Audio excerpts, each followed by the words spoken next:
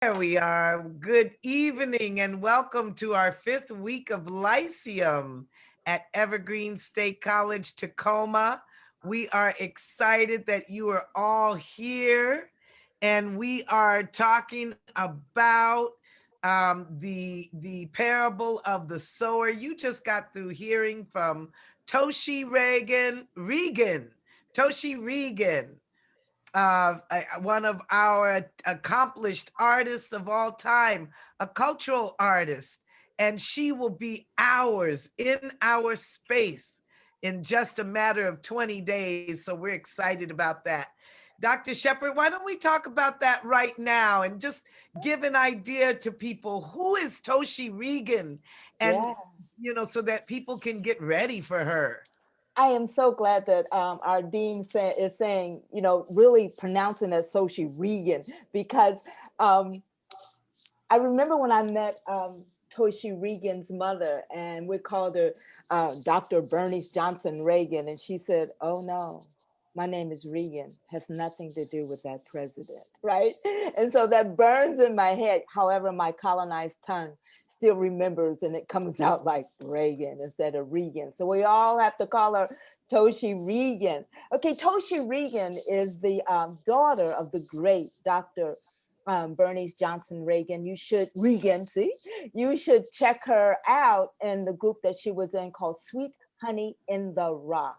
You would love it, particularly this one song, There's a New World Coming, that they also use in Parable of the Sower, the opera that Toshi Regan and her mother adapted to from Parable of the Sower. And I just want to tell you that Toshi began performing at the age of 17 when Lenny Kravitz invited her to open for him at his first world tour. And I want to tell you that she's also performed with Annie DeFranco. I'm sure you know Annie DeFranco, uh, Elvis Costello, and Michelle Indigo Acello. And I just want to say that her first album was called Justice. So when you go to her website, they say that Toshi moves from folk to funk, that you realize that even going from that to that, there's justice fired in that kiln always, because it has always put its ear to the ground and let us know what's going on in the world. Her band is called Big Lovely, and Big Lovely was adapted from a love letter that her girlfriend wrote to her. So she called her band Big Lovely, and she still does. Um, some of the people who have influenced Toshi is rock and roll, Led Zeppelin, Black Sabbath, and Kiss, but also the blues. Big Mama Thornton, who was the first person to sing that song, "Get Off of My Blue Suede Shoes," that Elvis Presley made famous among some people, but he did always say that it came from her. It's just that what's edited in media, right? So Big Mama Thornton, and also Holland Wolf and Bill Brodsky. So she's informed by folk, rock and roll, and the blues, but also fired in the kiln of social justice. And so when her mother, I remember being at a concert in the Smithsonian, and Bernice Johnson Regan was talking. Then all of a sudden, here comes this little girl with a guitar. Blah, blah. We were like, why did she do something with her daughter? Look at Toshi today. I learned so much even about parenting. And I recall back to that. Look at Toshi today. It's amazing when you allow your children to be creative and dare they have the confidence to walk on stage like that. Because when Bernice Johnson Regan came with Sweet Honey in the Rock, a Black woman a cappella group, they heard we opened for me and a group called the Choreo Poets opened for Sweet Honey in the Rock. And when they heard Dr. Marsha Taylor Runga, they were like, let's take her away. We're like, no! But thank goodness Marsha Taylor Runga didn't go away. Otherwise, as I say, look at Toshi Regan, look at Marsha Taylor Runga right here with us. So yeah. So without further ado, You know, I before we go into that, Dr. Shepherd, I just, as a human development person, I'm so touched at the way that Toshi Reagan took that knowledge from her mother. You see, you got to understand the freedom singers came out of the civil rights era, and they were the singing arm of the civil rights era. Their songs were everywhere, in every church, everywhere Martin Luther King was, everywhere there was a rally. Bernice Reagan was there. So when she raises this daughter to be a singer, you know, there is a seed. If we look at parable of the sower, there is a seed in which Toshi has now taken on as a singer as well, but and with the same kind of message, but with the essence of all those things. And yet rock and roll, she's bringing in a whole nother genre to express who she is. So such a beautiful commentary about human development. Right. So check out the Freedom Singers. Whenever there was a demonstration, we had singers. And that kept us moving and grooving. It was more than we shall overcome as kids singing, "We are going to jail, fight the power. We are going to jail." That's what we used to sing. Isn't that amazing? And that's what we have today. So without further ado, Trey, you want to show us? We want to show you excerpts from the opera that's based on Parable of the Sowers. And you'll get to see the group that the team that Toshi Reagan developed to mount this opera. And it really mirrors what our guest speaker, Dr. Duke, is talking about when you become a team in an organization. Please take it away. Sower went out, a sower went out, a sower went out, a sower went out, a sower seed. I'm Toshi Reagan. My name is Eric Ting. My name is Mayan Wong. I'm Bill Bragan. A music director, composer, producer of Octavia E. Butler's Parable of the Sower. I am the director of Parable of the Sower. And I am the producer for Parable of the Sower. And I'm the executive artistic director of the Art Center at NYU Abu Dhabi.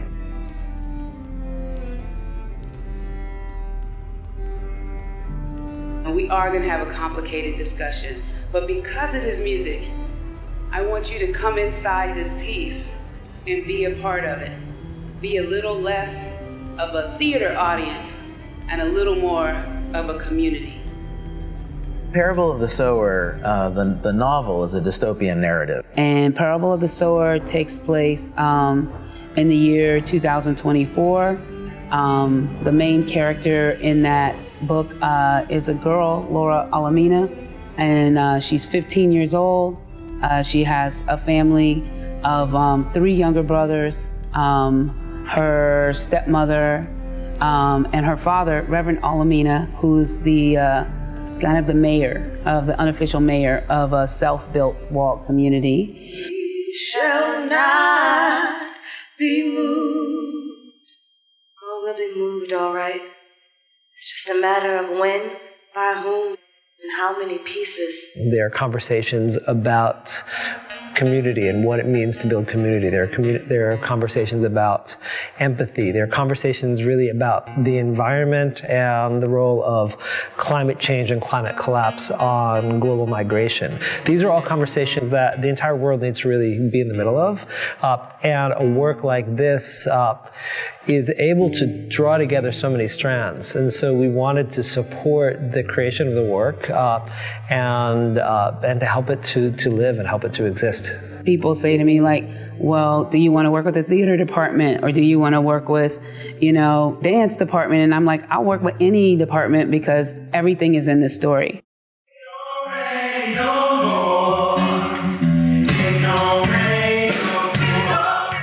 We're operating out of these 2 books, mostly Parable of the Sower and a little bit of Parable of the Talents. We try and capture, in effect, these very different worlds that are presented in the first novel. The first half of Parable of the Sower, which is about this community, exists on stage in a kind of shared light. Like when you come in and you're watching the show, the audience is lit for much of the first act. In fact, the stage never goes black until the end of the first half of this piece. And in the way that it defines genres is that it takes elements of music, opera, theater, concert performance, theatrical design into a space that I think I haven't quite seen before.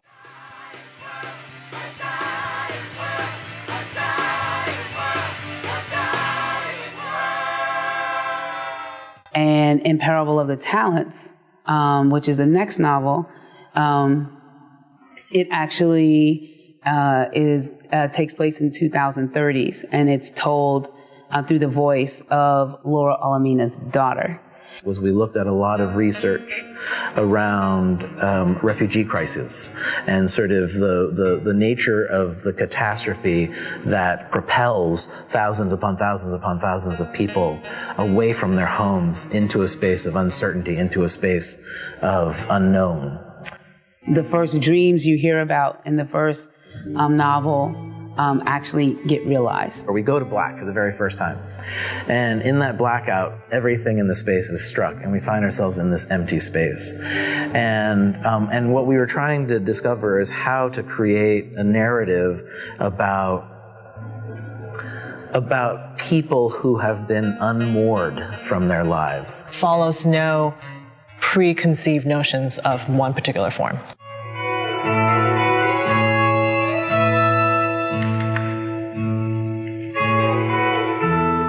Most powerful about Parable of the Sower is the music.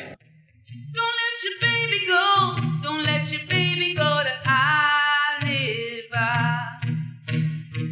Raises questions about, in an uncertain future, what are you going to do, and how are you going to affect the world in which you live to make sure things move into a positive direction when there is so much threat around us. All that you touch, you change. All that you change, changes you. The only lasting truth is change. God is change.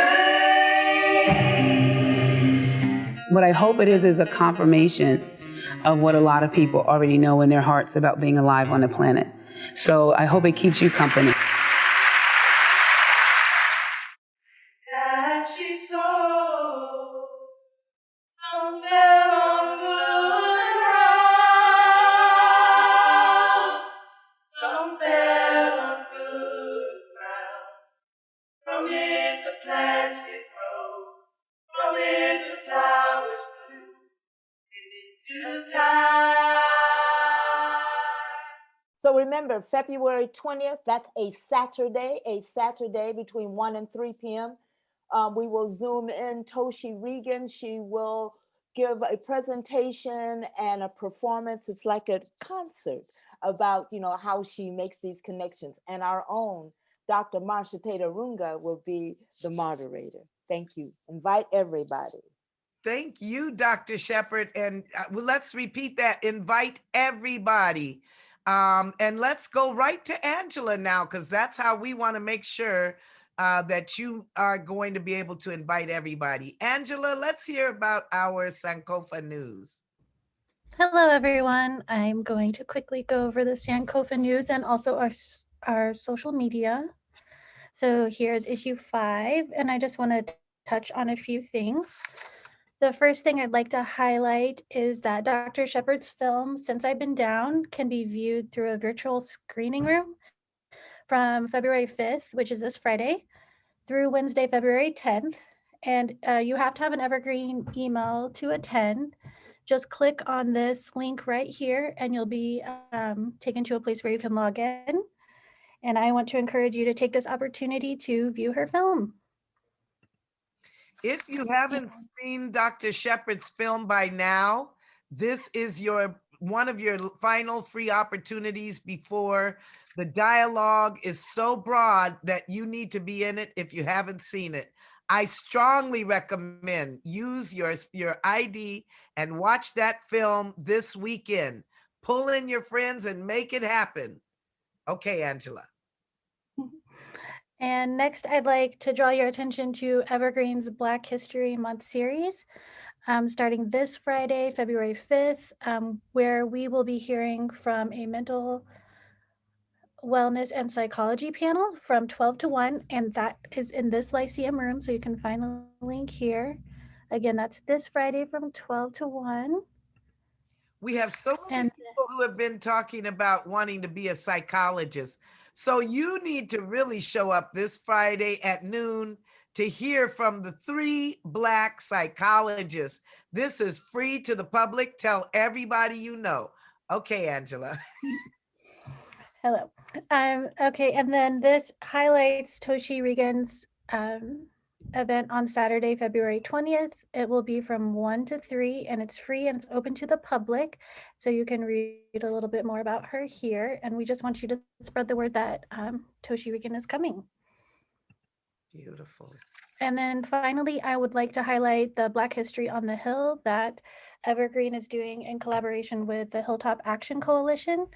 And last night, February 1st, we had Dr. Runga speaking on her book, The Stolen Ones, and also talked quite a bit about Evergreen's history, which is always wonderful to hear about. I learn something new every time I hear it. And then next week, we'll have Dr. Shepard on February 8th, and then we'll have Evergreen alum Leah Ford on the 15th, and February 22nd, Dion Bonner and Karen Vargas. So please attend. All you have to do is go to the hilltopactioncoalition.org, and you will be taken to a Facebook Live event. Okay, and so please read the rest of the news on your own. I just wanted to point those things out. And now I'm going to go to our social media. So if you are on Instagram, you can find us at evergreen_Tacoma_Sankofa. And as you can see, we've been posting quite a bit of our events, highlighting our alumni, Dr. Shepard's film. Lots of things that are happening in the community can be found here. And what I would really like to encourage everyone to do is to like and share what you see posted. So one way that you can do that is you can click on this little airplane. And if you do that, you can send it to someone in your friends list here. And if you're doing it from your phone, that will also give you the option to share to your stories. So that's an easy way to send that to your friends and family, anyone that is following you, and get that information to them. Another thing that you can do is add a comment. So I'm just going to show you if I wanted to send this to myself. Check it out. If I send this, then I will get a notification that someone sent this to me. I did it in the morning class too. So you can see. So I would love to see, after this morning, we had quite a few students log in and like and share several of our posts. So thank you for doing that. And then if you go to our link tree and you go to you can visit our Facebook page. Pulling up, I'm going to view it as a visitor. So everything that's posted on Instagram is also cross-post onto Facebook. So if you're more of a Facebook user, you can also share these posts with everyone. And it's really easy. It says share. So you just click that and that can share to your page. It will also give you the option of writing something before you post it, if there's something about the upcoming event that you wanted to highlight. And I'm just going to scroll down and just show you what we've been posting. And please send these events to your organizations, friends, and family, and just keep liking and sharing, because that's the best way that we can spread the news about what's happening at Evergreen. Yes.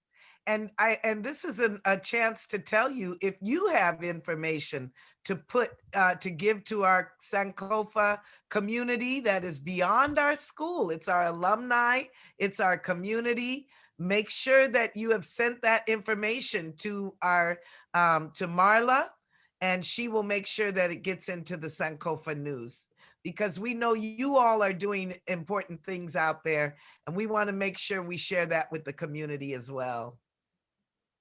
Yes, So definitely. Toshi Regan is coming. Have you posted her yet, Angela? Not yet, not She's quite yet. scheduled to go up on Friday. Yeah. All right. So we want to ask you to, first of all, this Black History Month, let's get everybody, tell your neighbors, tell your cousins, get everybody in the door for Black History Month. It's for 1 hour every Friday. And so we look forward to that.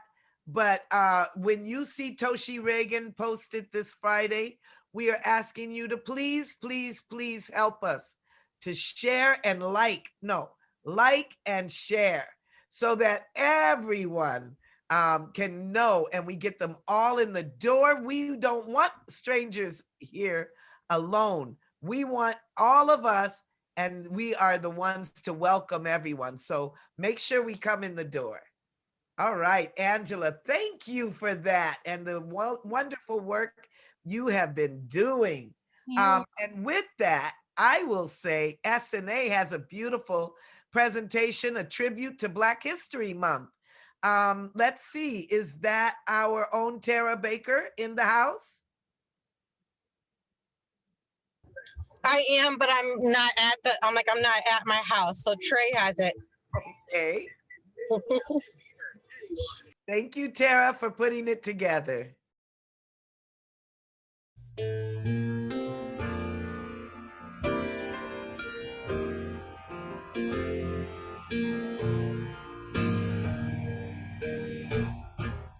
Lift every voice and sing till earth and heaven ring.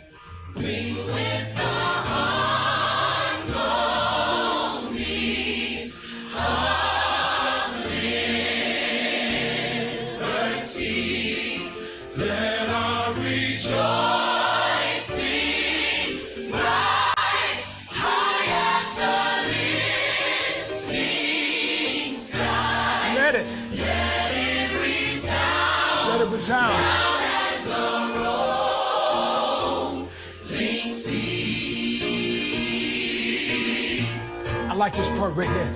Come on. Sing a song full of the faith that the dark past has taught us. Sing a song full of the hope that the present has brought us. Facing the rising sun of a new day begun. Let us march on. Let us march on. Till victory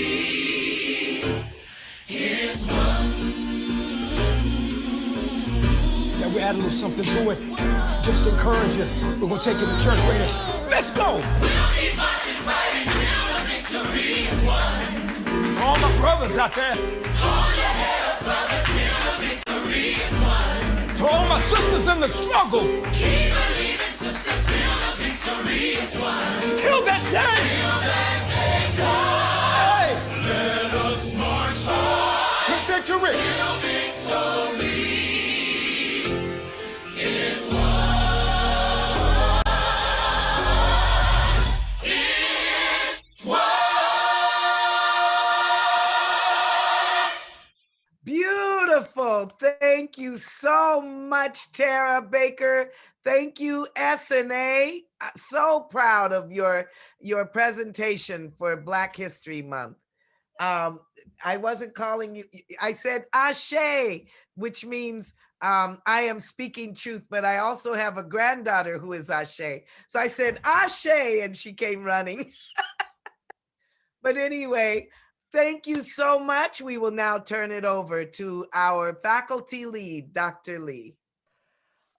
Thank you, everybody. What a wonderful beginning of week 5 of our winter quarter. We have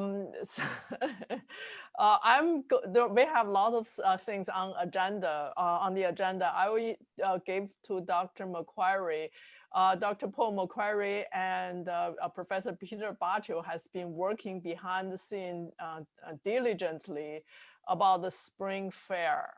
They already organized a student spring fair committee. And Dr. Macquarie, would you please introduce them? Yes, thank you, Dr. Lee. There are 5 members of the Community Spring Fair Committee with us here. There will be one from each seminar so that you'll have a direct line of communication with the Community Spring Fair Committee. And those here tonight are Tara Baker, Linda Hunter, Elaine Tusila, Shannon Ice, and Lionel Scott. So when you have something you want to communicate to the committee, or you have a question about what's going to happen with the spring fair, you can ask directly to the member of the committee that's in your seminar. Thanks, Dr. D, for that opportunity to introduce them. Yeah, thank you, Dr. Paul Macquarie. And we have special guests invited by the faculty, and it will be introduced by Dr. Paul Macquarie, please. Okay, we have a real treat. Dr. Duke Kuehn, or simply Dr. Duke, will be speaking to us tonight. Duke grew up in Southern California. He graduated from the University of Redlands, got a PhD in sociology at the UW, came to Evergreen in 1975, and retired emeritus in 2007. He spent the last 10 years with the Tacoma program. He started a consulting business years ago, which has taken him all over North America and throughout Western Pacific, Micronesia, Polynesia. He's been married for 37 years to Kathleen Larkin Kuehn, an Evergreen alum and an executive with Columbia Bank. There are 3 kids, 1 an alum of this very program, 4 grandkids, and a golden retriever, Megan, who was with him this morning. I'm not sure if Megan is holding on through the evening. They live at University Place, which is quite near our actual campus. And he will speak to us tonight about working in groups and organizations and making a difference in the world. Thank you, Duke.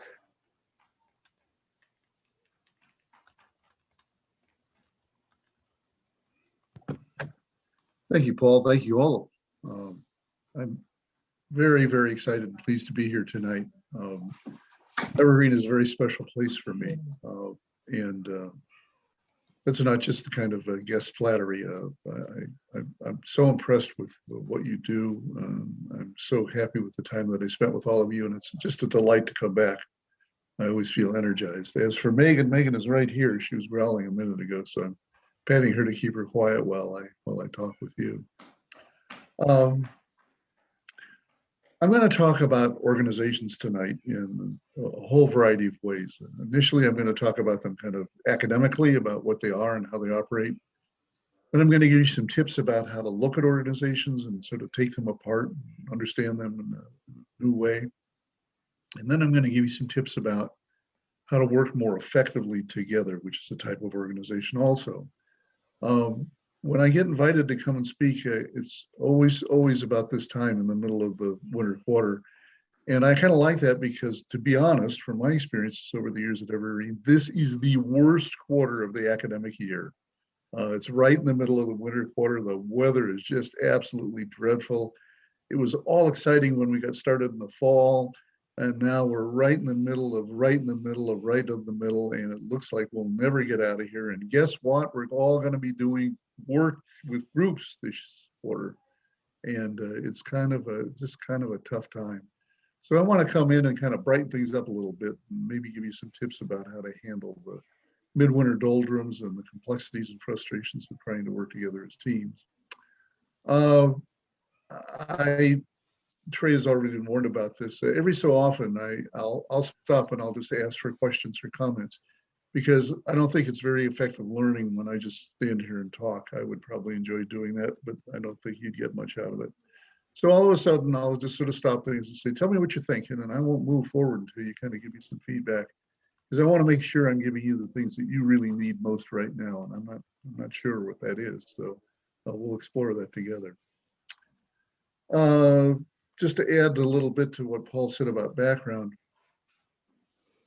I was fortunate. I got my PhD at a very young age, started teaching, and my initial teaching was all about what was in books, what other people told me. And I think I was doing a pretty good job of doing that as a translator and helping people and students gain a better understanding of what those books said.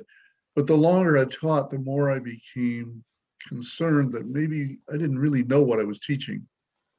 I couldn't confirm it from my own experience.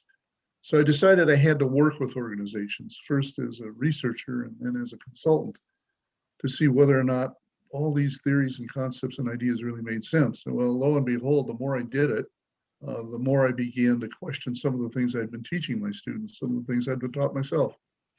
And it developed a kind of odd, weird, bizarre, different kind of point of view in it on myself, but it worked very well. And it got to the point where my schedule began to have more and more conflicts with consulting so that I had to give up teaching, which was kind of sad because that's what my life has always been about. It's about being here with you. But I learned some things about organizations, and one of the things I learned, and I want you to see, particularly as you work with this issue of being groups, being teams, there are over 300 colleges and universities in the United States that offer master's degree programs in business or public administration.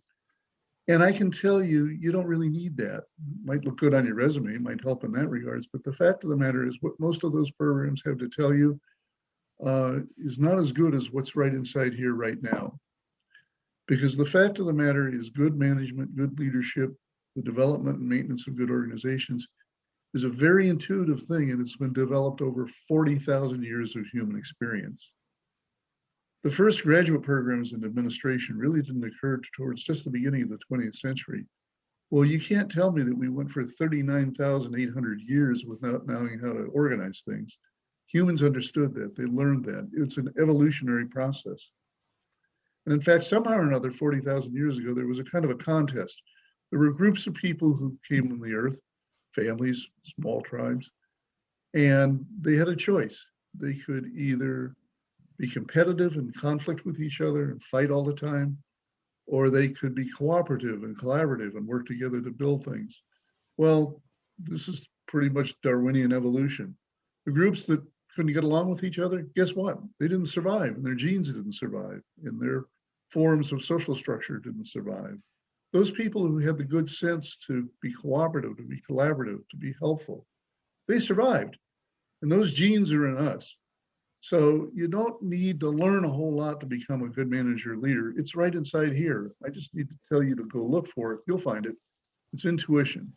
In the same way that this golden retriever here knows how to run around the house and pick up toys and carry them back with shoes to me, you have it inside you to manage, to lead, to build organizations. That's just part of who we are as humans.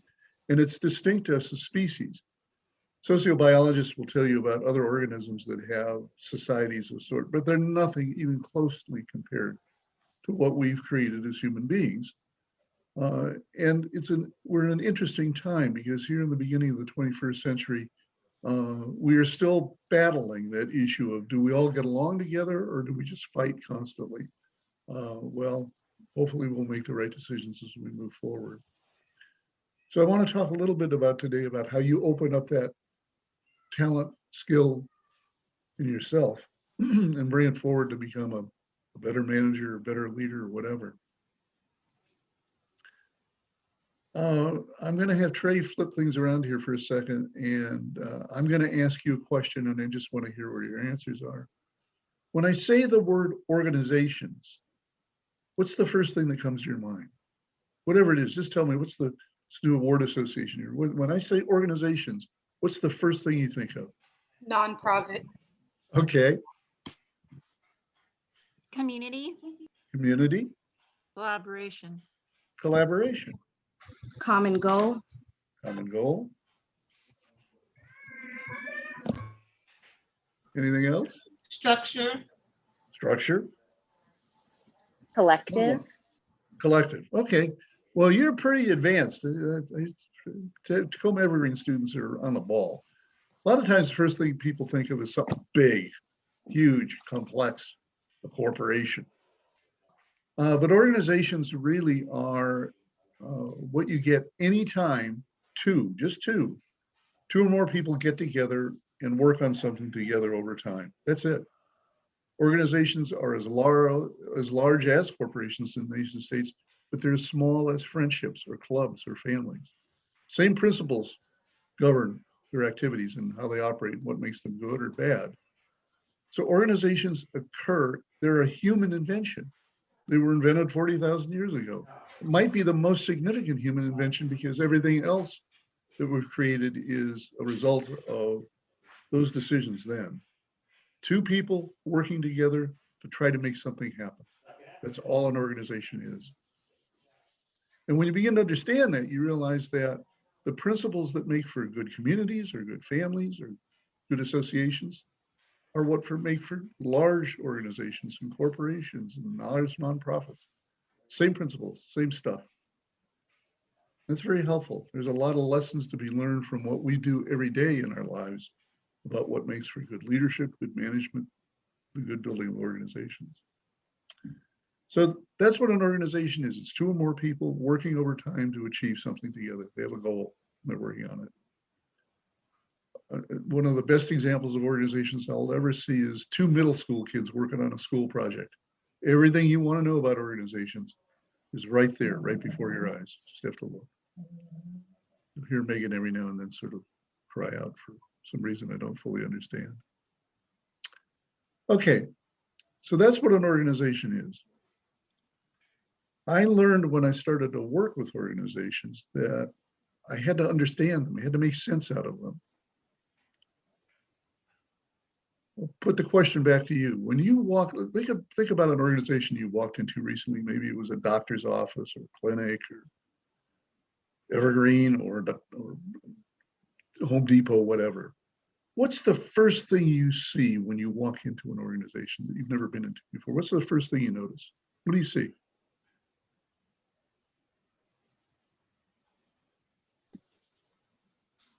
People behind desks. You see people. That's the first thing you see. What else do you see? Maybe a mission statement. Something up on the wall, a sign, a mission statement, a value statement, whatever. You walk into Evergreen Tacoma, enter to learn, depart to serve. You're just assaulted with clues about what this organization is and what it's trying to do. Sometimes those clues are honest, sometimes they're insincere, but nevertheless, everything you see in that organization is telling you a story about what's going on there, what this is all about. You know, if I'm sitting in a waiting room, I look at the magazines they have out. I look at the plants in the office. I look at the decorations that people have in their little cubicles. All of that is data. And I'm a big data guy. I love data. Can't give me enough data. I had a friend of mine who gave me a personalized license plate years ago, Dr. Data. And some people still call me that. Because I need data to understand. And all of that stuff out there, all of those things that you see, the parking lot, how people are dressed, how they talk to you, how they greet you, if they greet you, all of that is telling you large messages about what is this organization? What are they doing here? What's this all about? Why are they doing it? I learned that I had to approach organizations much in the same way that an anthropologist would come into a new society and try and learn about who the people were and what their customs are. As Paul indicated, I was fortunate to spend a lot of time out in Micronesia, out in the nations and the states there. And I learned very early, I couldn't walk in and see this place through my Western US American eyes. I wouldn't understand it. I couldn't comprehend it. It wouldn't make any sense to me. And in fact, it would enforce over a very erroneous conception of what that society and what those cultures were like. So I approach organizations in terms of trying to understand, what is this thing? What am I looking at? What am I seeing? What am I feeling here? That's all data. And I collect that up together and I try and come up with an understanding of what is this thing? What is this organization? In fact, if I do a good job at it, and you sort of follow my guide here and do the same thing, you'll come to know the organization better than anybody else. Because people who are in organizations can only see them through a very, very narrow lens, the lens of what their job is, whether they're an executive or a manager or an employee, or even a consumer. Your view of Evergreen Tacoma is accurate, but it's accurate to what you can see. And I guarantee you what Marcia can see is very different than what you may be able to see. Not right or wrong, but just a matter of pieces and perspective. So I worked real hard to try and figure out how to understand organizations. That was my first task. I mean, I've been fascinated with organizations since I was a little kid. I can remember riding in the back of my folks' car and at night, and I'd look out and I'd pass an office building. I'd see lights on. What are people doing in there? What's going on? What's happening there? What do they do? What's that all about? I'm kind of like a biologist who loves running into species, you know, on a beach walk. There's a starfish. I've seen thousands of them, but that starfish is really special. And I'm the same way about organizations. Every time I see one, I'm fascinated and curious about what are they doing? Why are they doing it? What's this all about? And after a while, that led to the question of, could they do it better? Could I help them do it better? So if an organization is an entity where two or more people are working together to achieve something over a period of time, and the reason why humans invented them is because of the need for consistency in our life. As a species, we're presented with a very, very complicated problem right from the very beginning. The human species has children that require more care for a longer period of time than any other species. Maybe at 8 or 9, 10 years old, a child could survive on its own without any care at all. But children, human children, need at least 9 or 10 years of care. So families developed for a variety of reasons, but one of the primary reasons they developed is to be able to provide consistent care to their children till they reach the point that they could leave the nest. And that's still true today. When we need consistency in something, we build organizations to do that. When we got to make sure it happens again and again. All of us have had this experience. Gilda and I go out for lunch and we have a good time, and I say to her, Gilda, this is really good. Let's do this every week. That's an organization. The minute we commit to do that every week and start following through on it, we've just created an organization. We've said, we've had such a good time, or we're learning so much from this experience, we're going to have lunch every week together. That's an organization. So I wanted to understand them better, and I developed some methods and tools for doing that, and I'm going to share some of that with you today. The first thing is you need to know what to look at. And what you need to realize is that organizations are made up of 4 components. 4. And they're interconnected, they're linked together, they're systemically connected. And I cannot, if I don't leave you with anything at all tonight, but this point, this is what I want you to know. That systematic connection is absolutely critical for understanding organizations. You can't take one piece apart and have an organization that will fall apart. So what are those things? Okay. One of you mentioned it, my little question a minute ago, structure. All organizations have some form of structure. It might not be written down, it might not be drawn out, it might not be formally stated, but it's there. And the structure is how it does what it does. Whether it builds cars, or whether it provides mental health services, or whether it's a club that plays baseball or softball together. It's got a structure. It's got policies and procedures. It's got systems. It's got mechanisms. It's got methods. It's got ways of doing what the organization is supposed to do. If it doesn't have them, then it doesn't get it done. If those two kids are studying together in middle school, but they don't work on the project and they don't spend any time on the project, it's not going to happen. So there's the structure of the organization. That's the first thing I look at. The second thing I look at is its culture. That structure is embedded in a set of values and beliefs and assumptions. It's really what explains why the organization is doing what it's doing. This structure is running as fast as it possibly can. The question is, why? What are they trying to do? What are they trying to accomplish? What's important to them? So I not only need to understand the structure of that organization, I need to understand the culture that supports that organization. This is what we do. This is why we do it. This is how we do it. This is what's important in how we do it. It's the spin on the ball. You see that a lot of times when you read the mission statement of an organization. The mission statement always focuses on what you do and what you get from doing it. We build cars for profit. We sell tacos for profit. The culture tells you why we do it, because we want to satisfy our customers, because we want to do it better than anybody else. So to understand an organization, you need to understand that structure and the culture that works together. And they're systemically related. Change the structure, you're likely to see a change in the culture. Change the culture, you're likely to see a change in the structure. The third thing I look at is something that you mentioned right away when you think about organizations. That's people. And that's normal, that's natural. I mean, that's what organizations are. They are made up of people. They are used by people. People work in them, people consume from them. Organizations are about people. They are designed for people. They are populated by people. They're used by people. So I look at people, but not just who they are or what roles they have assigned to them. That's important. That's part of the structure. But I look at the kind of personalities of the people that are in those organizations. I look at the kind of way in which they do things and the values they bring into it and how they interact with each other. You know this from your own experiences, whether in school or in work. One school is very different than another. It has nothing to do with the structure and has nothing to do with the culture. It has to do with the kind of people that are there and the personalities and the traits they bring into that.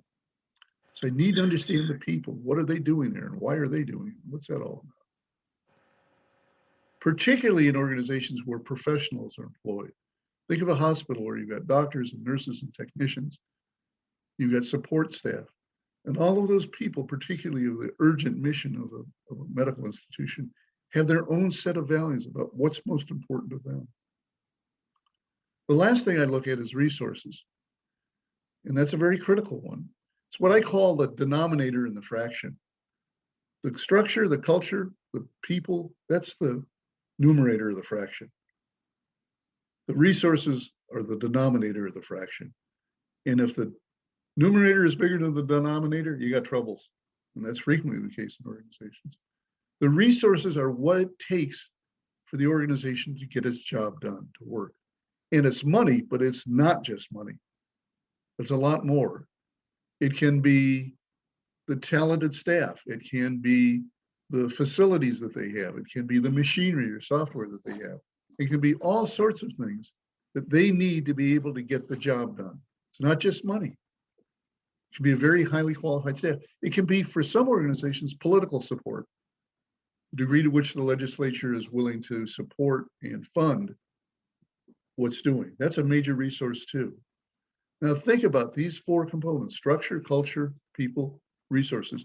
They are linked together in a system. They work together as a system, and the organization cannot function if all four of those things are there and they're not in alignment. What I learned very early on in my studies is that these things fit together and they align together or they don't align together. Managers, that's your job. Get them into alignment. If there's a problem in an organization, I guarantee you, it's because there's a misalignment between one or more of those components and the others. And so it's a case of the culture no longer fits what they're doing, or you've got the right kind of people or people thinking the wrong way, but they all fit together. It's all very critical. Okay, I'm going to stop here for a second, and I'm going to ask you to tell me, what are you thinking right now? I don't care what it is. If you're hungry, you need a cup of coffee, whatever. What are you thinking right now as you listen to what I have to say? What's crossing your mind? Give me some feedback.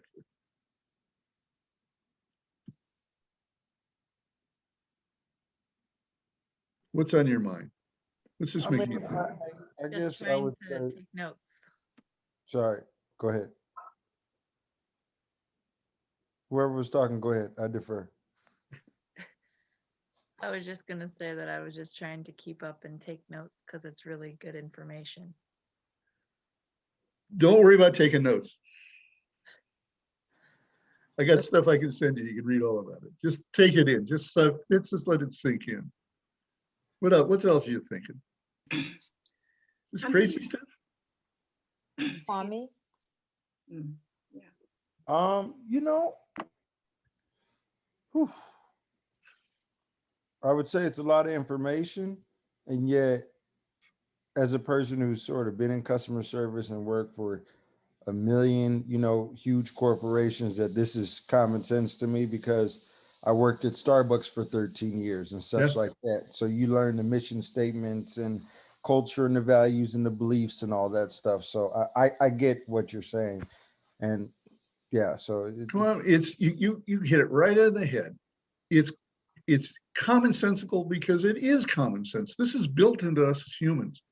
We understand this. We don't always get it right. We don't always able to apply it correctly, but we fundamentally understand how this works. We invented it. We've lived with it for 40,000 years. It's been through all sorts of civilizations. We didn't invent it the last couple of years. We invented it and then developed it and developed it and developed. It's part of you. You recognize it right away. Any other reactions?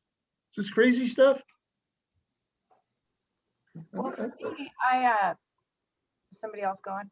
So I think about my organization where I'm currently at, and actually this kind of talk gets my blood pumping. It makes me excited because I really love leadership, and I love good leadership, and there's so much bad leadership out there. Oh yeah. For me, leadership has nothing to do with hierarchy. We're all people. We're all bringing something to the table, and together we can make something amazing. And yeah, so it's just I just get really excited, and one of the things I do where I'm at is I believe that it's our jobs to hold each other accountable, no matter what that title is that we're facing or that we're looking at, and I do that. So sometimes I just have a louder voice, but and it's all about grace. I know how to get my point across and get what I need to get done. But if I wasn't that way, there's so many things that would just kind of go to the wayside, and also by doing that, it empowers other people to do the same. And when there's a break in leadership, everything can just be ridiculously. Davina, I could stop right now and just let you keep talking because you're saying exactly what I'm going to say in a couple of minutes here. Very, very good. You're right. There's an awful lot of bad leadership. I mean, what's amazing about this, if this is all inside of us, is that this is all something that we understand intuitively and commonsensically, how come so many bad managers? How come so much bad leadership? It doesn't make any sense. So I'm trying to get back to the sort of the basic part of us as humans that knows how to do this stuff. And you're absolutely right, Davina. Let me make that distinction right now because it's a useful one. What's the difference between management and leadership? Well, management really goes back to structure. It's about how you get the job done. It's how you turn the cranks. It's how you push the buttons. It's how you make it go from here to there. It's essential. It's critical, particularly in organizations that have very complex operations.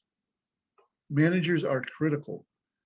But most management is about making decisions, and most management is about fixing problems. And that's plenty. That's a full day's work for most people. But it's not leadership. It's doing the job to keep the cranks turning. Leadership's something very different. Oh, and by the way, management, that's authorized stuff. Those are assigned roles. Somebody that you work with has the ability to tell you something, and you have the ability to tell somebody to do something else. Very structured, very much part of the structure. Leadership's all about culture. It's all about vision. It's all about building and creating and making things vital and revitalizing them. It's absolutely critical. An organization without a mission is absolutely lost. An organization without management is absolutely lost. You're just wasting your time and spinning your wheels all day long. An organization without leadership doesn't know where it's going. It has no future. It has no vision. Every one of us knows Black History Month, famous speech of Martin Luther King, Washington, D.C., August of 1963. And everybody knows the famous line from that speech, one of the greatest speeches in the history of humankind. I have a dream, vision, total vision.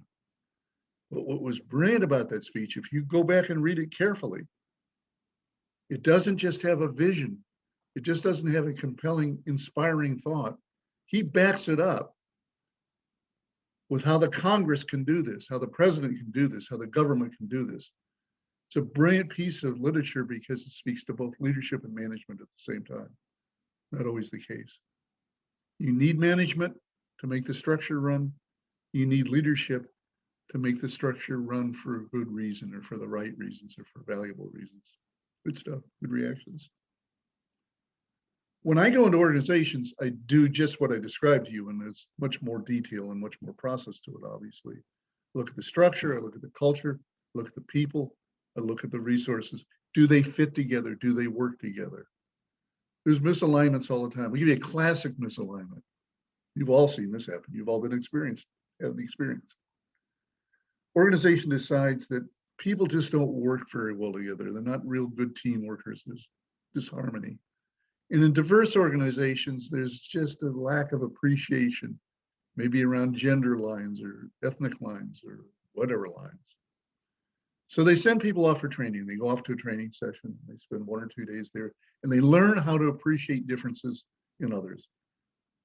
They learn how to talk to people who have different values, different perspectives, whether they're coworkers or consumers.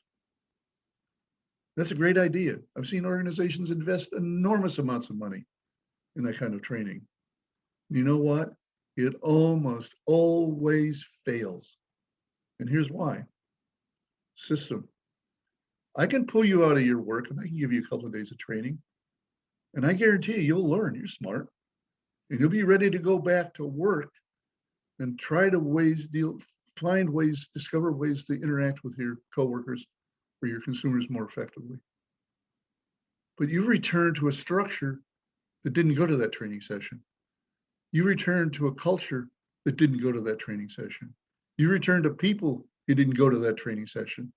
You return to a set of resources that don't support the kinds of things that were at that training session. In other words, the new you walks back into the old organization. You cannot change anything effectively in an organization if you don't touch all 4 parts of the system. If you want to get gender equity in an organization, just talking about it ain't enough. You want gender equity in an organization? Changing the structure, that ain't enough. The structure, the culture, the people, the resources need to be aligned together, need to fit together. That's how you change organizations. That's how you build great organizations. And I've seen some great ones. I'm proud to say I've been involved with some great organizations. But they were great because they knew what they were doing and why they were doing it. And then they built a structure and found people and provided the resources for that to occur. If you neglect any of it, I guarantee you, you'll just stumble along.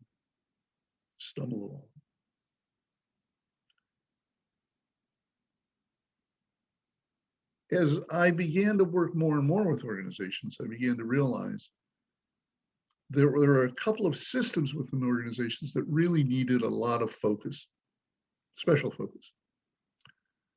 Probably because they're so critical and because those systems cut across all 4 of the components. One of the systems is obviously communications.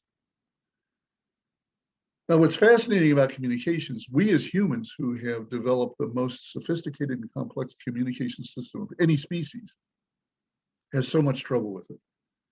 I know no organization, including my marriage, in which there isn't a need to work for communication. We don't communicate well. And if we don't communicate well, I guarantee you misalignments are going to start happening very, very quickly. And the misalignments from miscommunication often produce major problems, often problems in trust. The other system that I began to spend a lot of time looking at was how organizations make decisions. If you want to understand an organization, all you got to do is just look at a decision and see how it's made. Who makes it? How's it made? How's it communicated? Who implements it? Where does the need to make a decision come from?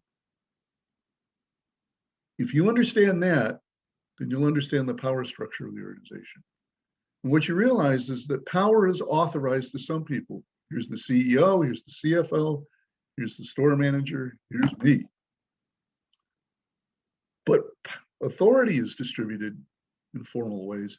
Power isn't. Power is distributed in all sorts of ways. You know that right there at Evergreen. Of course, the dean and the faculty have authorized power.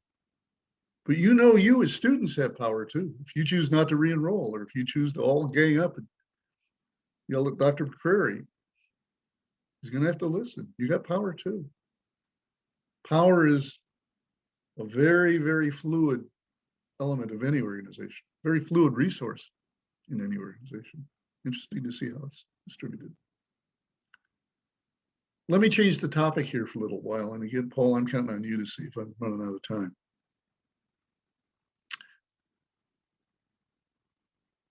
Working in groups is a central part of an evergreen education. It has been since it opened in its founding years.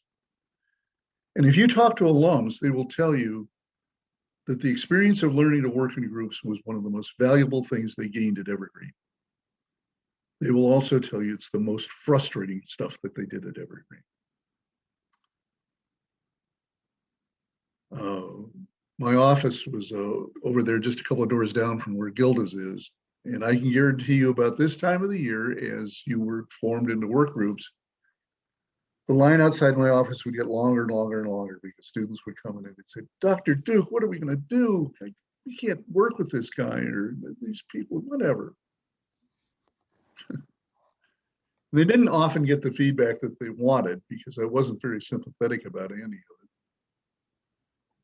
I finally lost my patience one day. I won't say the whole thing, but you'll know where I'm going with this. And I looked at this kid and I said, hey, why don't you take your head out of here? He didn't appreciate that counsel, but it was totally accurate and appropriate. Not very elegantly stated. It's hard to work in groups. Work is hard. There's no way around it. And working with other human beings is particularly hard. And it's partly because built into us with all this other stuff is a kind of cosmic joke, kind of divine joke. When God created us, he created a species that absolutely loves and glorifies freedom and autonomy. All of us do. Who doesn't love a day where you can just kick back and do whatever you want and don't have to answer to anybody? Your kids, your parents, your teachers, your employer, your spouse. No, I can just do whatever I want to do. It's a kind of heaven for most of us. But that's not life. Because our ancestors 40,000 years ago decided that if we're going to survive as a species, we're going to have to work together. And the minute that I have to work together, the minute I have to work with you and you have to work with me, we have to begin to compromise our independence. It's a battle we find inside ourselves all the time. I want to be free. Dr. Duke, may I ask a question? Sure. So in the example you were saying where you told the kid get his head out his ass, I'm wondering, okay, we as humans aren't designed to be alone, right? So we have to operate within a community, right? Uh-huh. But how do you, what's the word I'm looking for? Inspire others to pull their own weight in a group without strangling them, you know what I'm saying? Or Sure. being like, what's going on, you know what I'm saying? I'm sure you've been in group projects, you know, you're giving the lectures, so I'm sure you've been in group projects where too many. Larry wasn't holding his end of the, you know, under the deal, and you know, Dr. Duke got to slap him around or something, you know what I'm saying? So how do you get people to carry their own weight then? You know, it's not, you know, I hear what you're saying about being a good leader. I feel that, you know, but I don't know how you know, get people to pull their own weight. Yeah, it's a great question. It's a constant problem. And I'm going to address it a little bit later, but I'm going to talk about it right now too. You open the door. It gets back to the issue of culture and values. It gets back to what we're doing and why we're doing it. Now, obviously, if I'm assigned or I get pulled into a work group of students on a project, I'm going to have to give up some of my autonomy. I don't have any other choice. I've got to do it. But the key to that, right from the very beginning, just as you're forming your work groups, the key to that is for all of you to be very clear about your own personal motivations and commitment to that project. Okay. That's got to come out on the table. It's kind of touchy-feely, but it's got to come out on the table. Before we do one bit of work, I've got to tell you what this is for me and why I'm in it and what I'm willing to give and not willing to give. And you've got to share that with me. And then we got to find out if we fit together at all. Maybe we don't. Maybe the only reason I'm in it is because I got 1 quarter of college and I just need to get out of here. And maybe you're in this because you're trying to advance your own professional credentials. We're totally motivated in different ways and for different reasons, but we can work together. Once I know what you need, and once you know what I need, I was giving this lecture one time, and afterwards a guy came up to me and he said, "Were you ever in the military?" And I said, "No, I wasn't." And he said, "Well, you know what you're talking about is exactly how squads survive in dangerous situations." He said, "If you're in a group of soldiers walking through a really dangerous part of Baghdad, if you're looking out for yourself and I'm looking out for myself, we're both vulnerable. If I'm looking out for you and you're looking out for me, our chances of survival increases enormously." And that's a fundamental issue with these work groups. Now I know what you want. You're in this because you're trying to get into graduate school. You know what I'm in for, what I want. I just want to get the hell out of here. Okay. We can work together. Yeah. See, in work groups, the thing that really gets people most upset is that they're afraid that their performance is going to be, their hard work and effort is going to get pulled down by your poor performance. Seen it happen again and again and again. Well, you know, if I know you're just riding this thing out, you just got to do 10 more weeks to get your degree, I'm probably not going to ask you to do as much, and I'm not going to resent it. Or if I can't deal with it, I'm going to tell you, I can't deal with it. Get out of the group. Or you're going to say, I don't want to work with these people. They're nuts. But it's all about that communication of what your motives are, what your values are, what you believe is important here. And sometimes, I've done this lots of times, the real key is between the 3 or 4 or 5 of you to find something that is more important than any one of what you want to do. I used to do an exercise when I was working with a group for the first time, see, like a board of directors or whatever. I'd go around the table and they'd say, "Tell me sometime in your life when you were involved in an activity with others where they produced more than you ever could have produced all by yourself." Everybody had a story. And everybody got excited when they'd start to tell me that story. I was part of this. We went and did that. And we went here. 90% of those stories, believe me, came from high school or the military.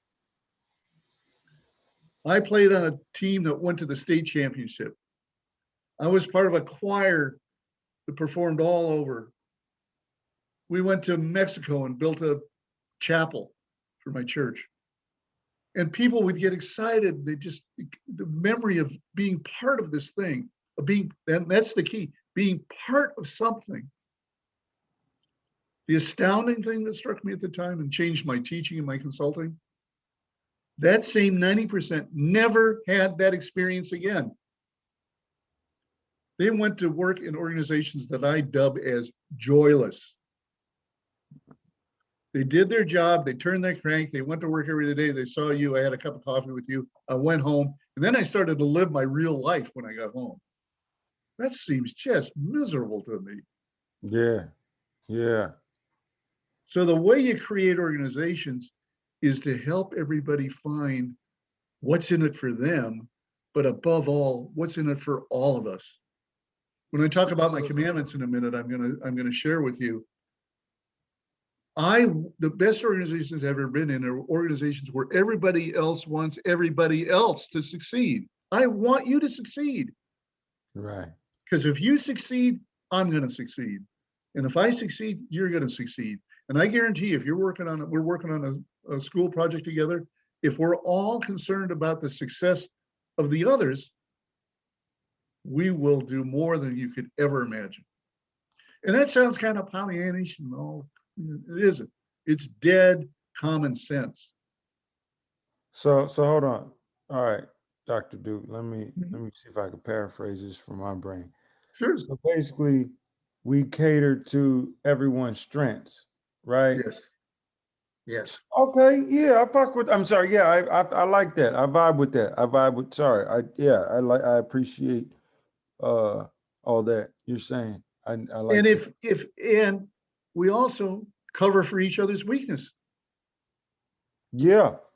No, because I used to play hoop. You know what I'm saying? We do that in sports, in basketball. Absolutely, absolutely. So absolutely. I get that. So you, as a point guard, I set people up where they could do what they do. You know what I'm saying, to score, and the collective goal was to win the game, whatever we were playing. So, okay.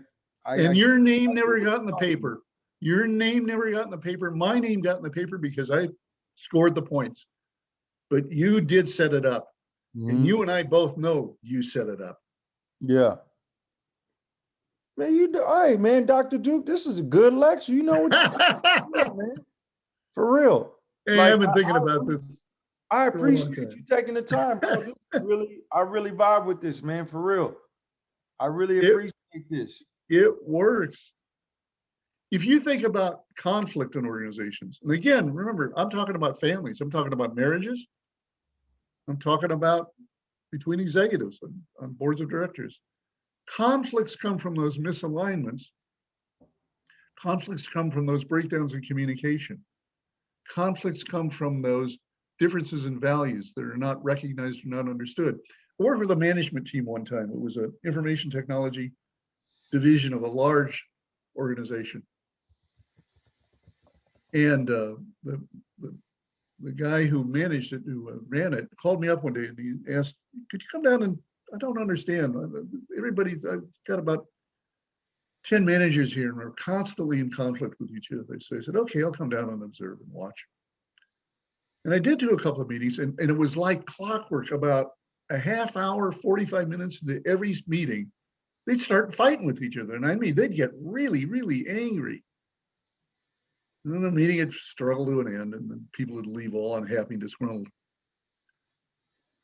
And I watched, trying to figure out what was going on. And I realized that what they were fighting about were things that were important to them, to different groups of them. In this particular IT group, there were 3 professional groups with very strong sets of values. Mm-hmm. There were IT professionals who were totally, absolutely concerned with issues of technology and the best technology and the highest quality technology and the most secure technology. There were groups of people who were managers, administrators. They were bean counters and accountants. They cared about the cost of things and the efficiency of things. And then there were people who were end users that they were serving. In this case, they were largely social workers and counselors.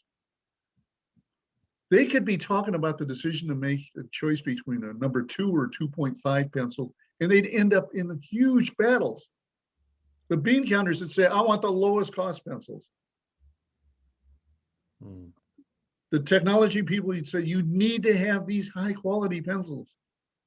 The users would say, just give me a damn pencil. And they would fight and fight and fight and fight. So you know how I fixed it? First of all, I made all 3 groups sit down with each other and learn each other's values. And while they might not accept them and believe them, they understood them.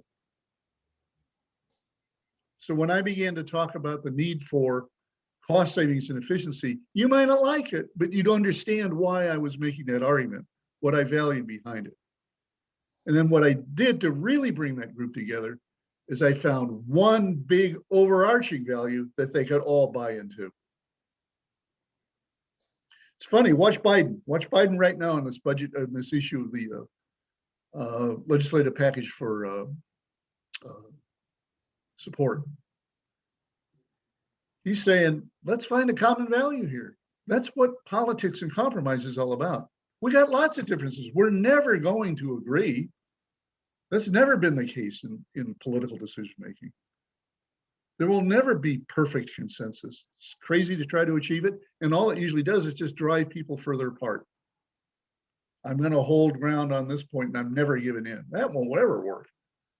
Find the overarching value. We can all agree on this.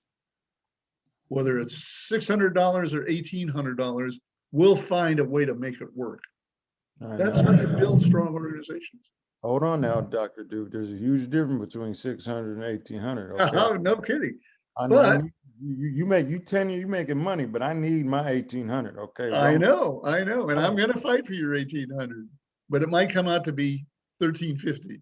That's better than 600. I'm not going to, Oh wait, Dr. Duke. Karen got something to say. Go ahead. And while you all are talking, there's a Sankofa basketball team forming now. I just want you to know in the chat.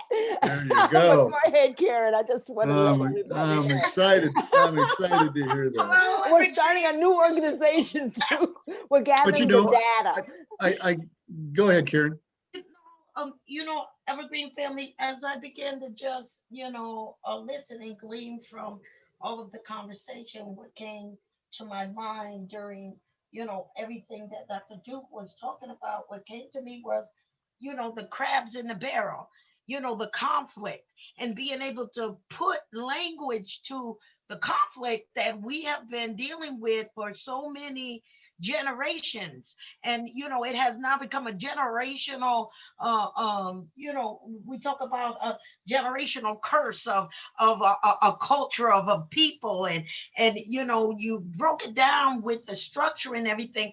But now when I looked at it, I looked at what you were saying about the breakdown of the struggle about what's important to them. Well, what's important to us is that we want to make things better. We want to get out of the situation that we're in. And instead of being able to work collectively in a unified collective, strengthening one another way, we're so focused on, I just want to get out of this. And the concern for the whole, like you said, if I make it, you make it, we have to understand that. But see, we have not been putting the language to that generational curse of the crab in the barrel and being able to break it down so we can see what we do in ourselves. And so we can begin to work towards healing that conflict and moving out of that. And so this is, you just don't know how this is very transformational when you put it in a cultural context, when you be able to put it in a structural context, when you be able to break it down and give language to stuff that we've been struggling with for many years, and then understanding the history of that, how that conflict was structured for us to work that way. And so this is like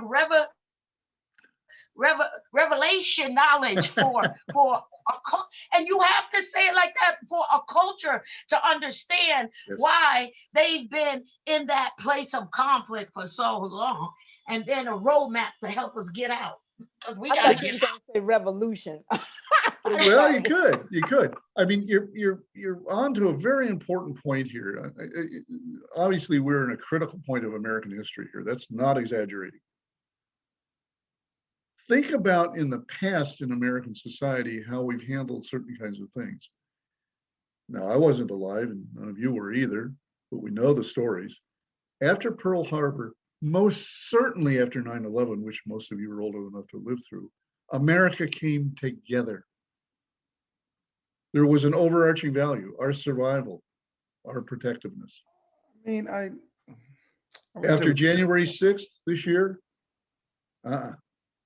first time I've ever seen the nation continue to maintain divided. And that's scary. That overarching value that we're all part of this great society lost somewhere. But Dr. Duke, that was the case because they were still racially profiling, anyone who was, Muslim or stuff like that. Of course. Of course. I feel like as America's nature is to always be embroiled in some conflict. There always Could has be.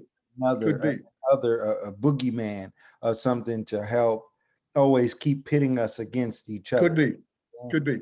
And But I did like what Karen said about putting in the culture, but I think to add context to that, Karen, I would just me personally is when you said it crabs in the barrel, I feel like it leaves out that like, okay, for example, no one should get robbed, right? But if you come around flexing jewelries and money and you flashing and around people who don't have as much, you're kind of asking to be robbed. And so it's sort of like just being not tone deaf in the culture. Like when a lot of people like crabs in the barrel, it's like as soon as people get somewhere, they kind of talk down to people who at the same place they just left, you know? I think okay, Teofilo was next too. say that again, Gilda. I think it was a Teofila that rose her hand. Somebody rose their hand right when Kwame was speaking. Well, let me go forward here. Maybe I'll answer some of these other questions. Is that what I really discovered is, I'm not going to go through all those commandments. You can read them, they make sense. But what I really discovered is the last commandment, and that is the fundamental thing that makes for great organizations, friendships, families, clubs, schools, churches, businesses, governmental agencies, nonprofit organizations, corporations. The fundamental property that makes for great organizations and keeps them aligned in some ways is trust. We have to be able to trust each other, to depend upon each other. And so in my mind, the most important thing you can do as a manager, as a leader, as a participant in a work group or a large organization is do everything you can to develop and encourage, create, reinforce trust. Now, trust is given, but it does have to be earned. So that means as much as I'm willing to trust you, you have to behave in a trustworthy manner, as do I. Because once trust breaks in an organization, whether it's a society or a family, it starts to fall apart. We depend upon each other.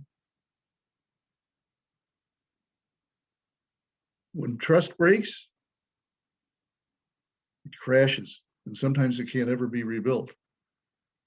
I hope that you have enough forgiveness in your heart to help the person who's made a mistake make amends. And sometimes they don't. Not everyone can be trusted. But I encourage you, and I try to live by it myself, to do everything I can in any group of people that I interact with to build trust. Don't promise more than you can give. Don't ask for me more than you're willing to give. That's what it means to be a member of a family or a work group or a society. What's kind of amazing to me about this, and it really is that how commonsensical this is. It's not like the things I'm calling for are beyond our ability to do or beyond our ability to comprehend. It isn't as though I'm asking you to think and speak in a totally different language. This is a language we understand. Build trust. Whatever you do in life, build trust. Reinforce trust. Encourage trust. And when you encounter an absence of trust, fix it. Whatever you have to do, fix it. The commandments I put together here are kind of a joke, and I hope nobody takes it inappropriately.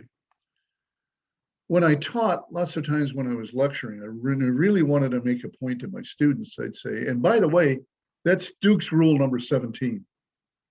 And the next day I'd go, yeah, and remember, don't ever use your hairdryer next to water. That's Duke's rule number 25. And people really believe that. And students come up all the time and they say, do you have a list of those rules somewhere? Well, I just made them up. just to get a point across. But I got so that it kind of got to be an inside joke. I do it all the time. And I thought as long as I was going to come to you with how to build better organizations, I'd not just give you Duke's rules, I give you Duke's commandments. It didn't even take me 10 of them. I just want to go through them real quickly with you because they're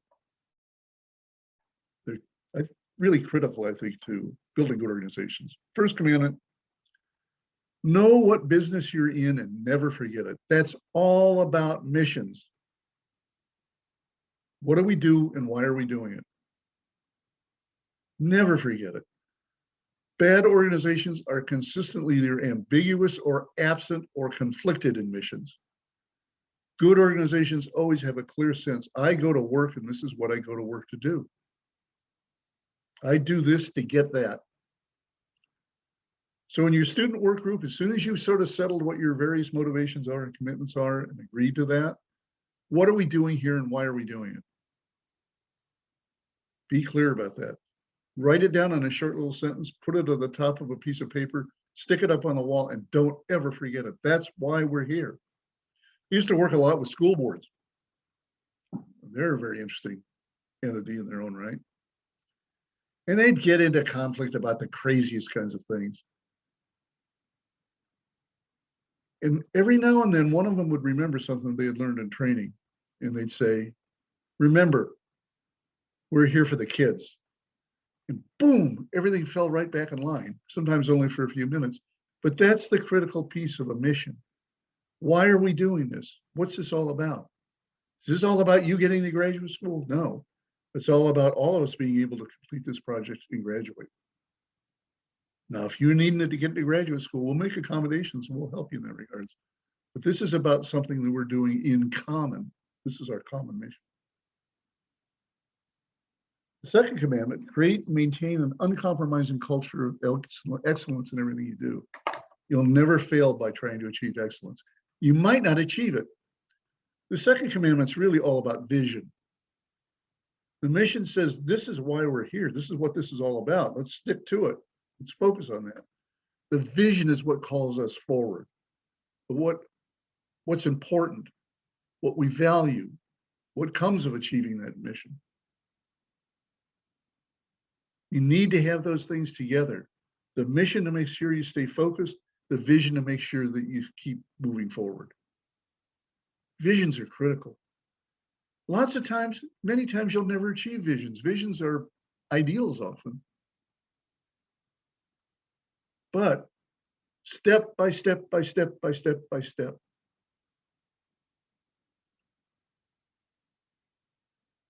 I'll take a bit of a risk here because you might think that I have the education to talk about this experience. Very much, thankfully, for my years of experience in the Tacoma program, I'm a little bit more sensitive to issues of race and diversity than I otherwise might have been as a privileged white male. In fact, I tell people that when I first came to Tacoma, I understood race relations better than I did when I retired 10 years later. It's more confusing now than it was before.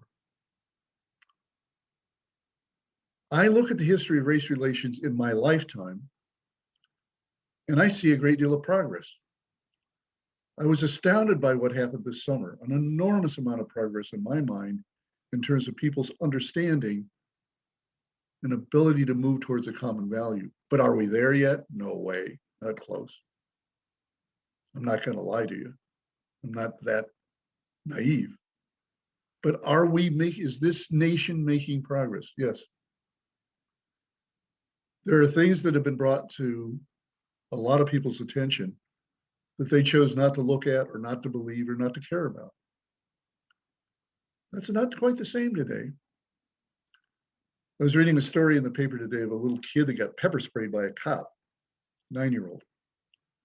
I'm not sure that would have made the front page of any paper 20 years ago. It does today. And that's not just a fad. You set a vision, and the vision is ideal, and we may never achieve the vision that we want. But step by step by step, that's what goals are all about. Goals are about taking steps toward that vision. And the achievement of one single goal never achieves that vision.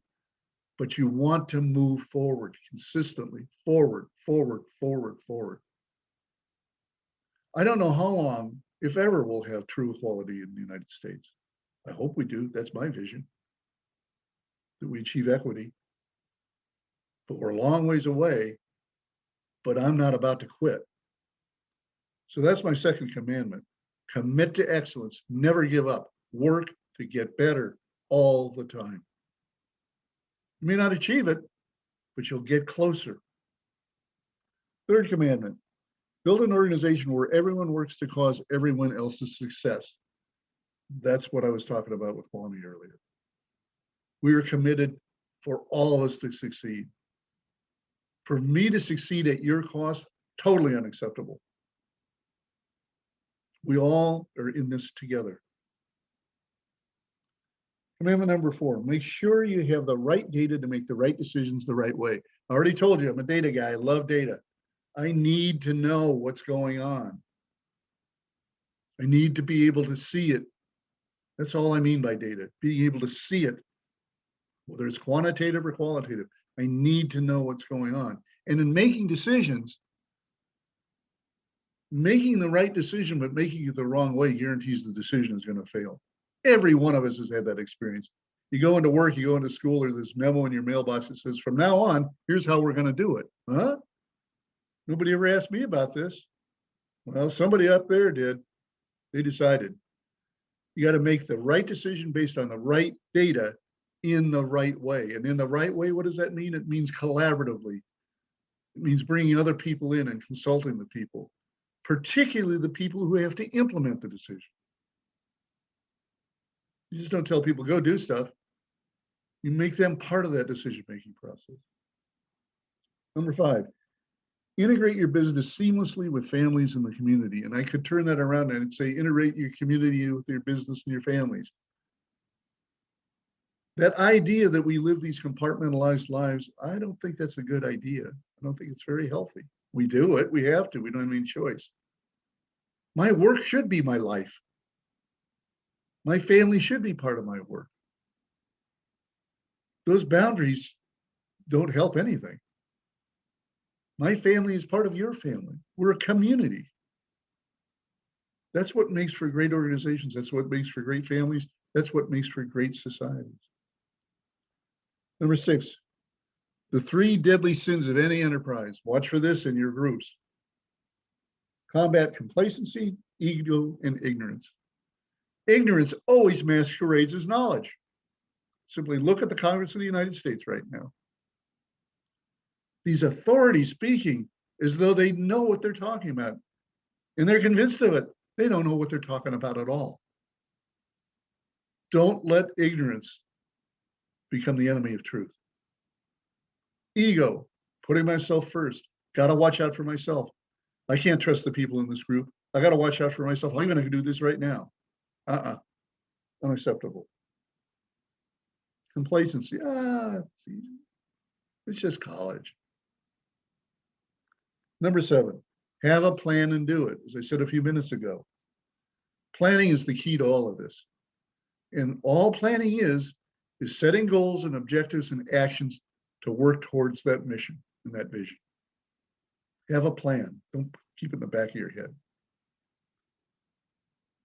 Number 8, make a difference. Whatever you do, no matter how small, no matter how big, make a difference. Go out every day and make a difference. You may not achieve that vision, but you're going to add to that vision. Visions are long. The road to visions are a long road with one small stone at a time. And sometimes it can get frustrating and discouraging to think, we're never going to get there. But you're getting closer. And all I want to do when I go to bed at night is say, we're just a little closer. Finally, my last commandment is, I've already talked to you, trust. Be trustworthy. Be trusting. Develop an organization of trust. That's it. Questions?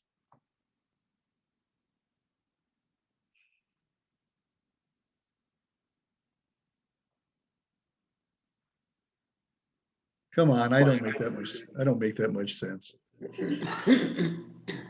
So if you have a question, put your hand up there. No, I think that's an applause. Bonnie has her hand up. I don't really have a question. This was very this was great. Thank you. I would also like to say your commandment number 8, make a difference. Your wife made a difference on me. Yes, we used to work together, and I actually have thought of her many times over the years. An incredible woman. And if you want to tell her well, tell her I said hi. She won't remember who I am, different names and all that kind of stuff. Okay, I will tell her, Bonnie, for sure. Well, you're absolutely right on that account.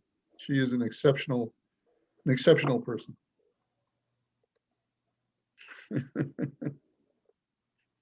I learned this all from her. What I always say, this is kind of racy, I guess. She was my student when I met her, and we fell in love and got married. And the joke I always tell is she was my student for 3 months, and then I was her student for the next 38 years. Another question. What are you thinking? What's this making you think about?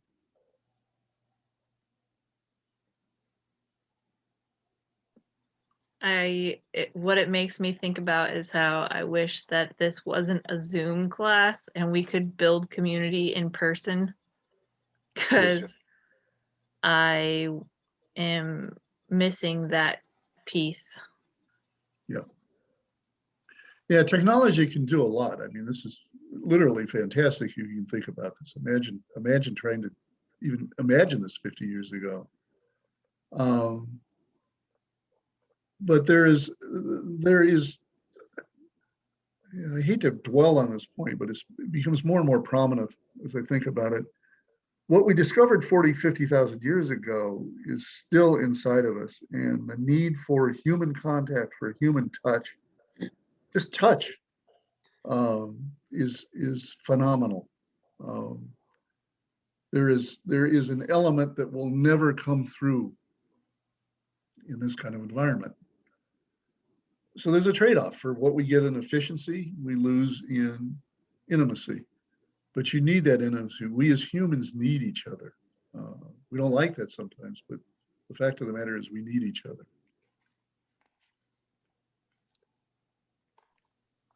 Dr. Duke, I want to raise this recurring theme earlier tonight about trust. And you raised it, and there was a little bit of conversation in the chat about it. And I just want you to, you talked about the trustworthy and the trusting and the trusted. Yes. Maybe they're different. Can you share? Well, good question, Marcia, and I'm not sure I have a very good answer. This is a fundamental property of humans and human relations. We need each other. We sometimes don't want each other, but we need each other. And to effectively need each other means that we have to extend some degree of trust to each other. It's hard for humans to do, very hard, but it can be done. Some sociologists would argue that that's actually one of the functions of religion in societies or belief systems, is they provide a foundation for trust. If you and I can both say the same prayer, then we share some values, I guess. As much as I emphasize it, I can't emphasize as much how hard it is to build trust and maintain trust. From my perspective, it may be the fundamental challenge of humanity. So I don't want to make light of it or even suggest that, oh yeah, anybody just has to do it. Mm-hmm. It takes work, and it takes reinforcing work. And it gets back to the point of communication is the hand partner of trust is honesty. It's being honest about yourself and about your own motives. And again, I go back to the example I gave. If I were in a work group and I said to you, I just need to get out of this quarter, problems, you'd help me. I know you would. If I didn't share that with you, you'd think I was just lazy or irresponsible. So trust is based upon being honest with each other about your motives, about your needs, about your feelings. It's amazing the number of times I've had to unravel conflicts and how often those conflicts emerged from some very simple, easily corrected breakdown months ago. You know, I passed you in the hallway and I didn't say hi, and you drove a conclusion, and then you did something. And it's just amazing to me how easy it is for that trust to get lost and challenged if we are not attentive to it. And when I say attentive to it, I mean attentive to it all the time, every minute. So it's an issue, I think, of, I don't know if this answers your question or anybody else's, but in my mind, it's an issue of being very honest to you, but very honest to myself. Did I answer it?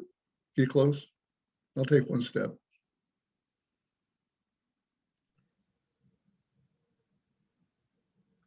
No, that's great. That was awesome.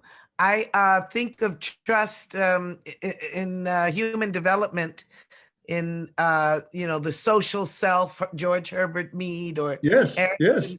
yes. Erickson talks about trust versus mistrust at the early stages of life, or even the early stages of organizations. There's that trust that you're building. Even as students came to Evergreen, Yes. they had to build, they had to establish trust, right? Yes. Is this going to be a place I can show up? Yes. So I think we also have to accept that trust is established inward, inside, and we have an ability to trust. Because sometimes we trust and we get burned. Some people say, "Oh, I will never trust again," and some people trust and get burned, and they say, "Oh, too bad for that person. Next one, let me stay open." Yes. Yes. It happens in the development of that person, when their disposition and all sorts of developmental ideas. Yes. You get the gold star for mentioning George Herbert Mead, one of my big favorites. Gilda knows what I'm talking about. That's an inside joke. I apologize. No, you're right. Is that as I think about the problems that I've had in my life, and I've had real problems, invariably they result from issues of trust. Either something that someone has done to me that has caused me not to trust others, not to extend myself fully, things that I've done to cause others not to trust me. It's just such an essential property. I'm looking at my dog here, and I'm looking at Sonia's dog there too. There's so much to be learned from dogs. They are so absolutely trusting. You can treat them poorly, and they'll still come back and want to trust you. There's something to be learned from other species. They understand something about collaboration and trust sometimes that we've lost. And maybe I'll carry that metaphor way too far. I mean, maybe it's a case that living in the society that we have, we're not as close together as we used to be. So the issue of trust, I can lie like crazy on this thing. You can't see what I'm really doing. You have to be close to each other to understand trust. Am I done? But when there is a system of oppression, a group of people being betrayed, Yeah. Badly treated over the generations, it is really poisonous to the soul for both sides. Yeah. Yes. How can you regain the trust? And on systematic level and personal level, on every single encounters. Yes. So what would you suggest? You're absolutely right, Dr. Lee, is that, and you'll have to excuse me for getting so idealistic sometimes. I forget that there are evil people and evil things.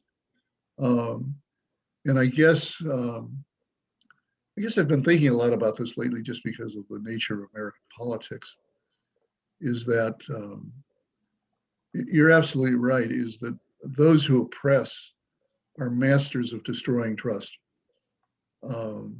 They sow distrust, and they use distrust. And I guess as I think back on it, and now I've gotten old enough to make these kind of statements, maybe that's the greatest evil of all, to take away trust, to steal trust, to destroy trust. Sounds impeachable to me.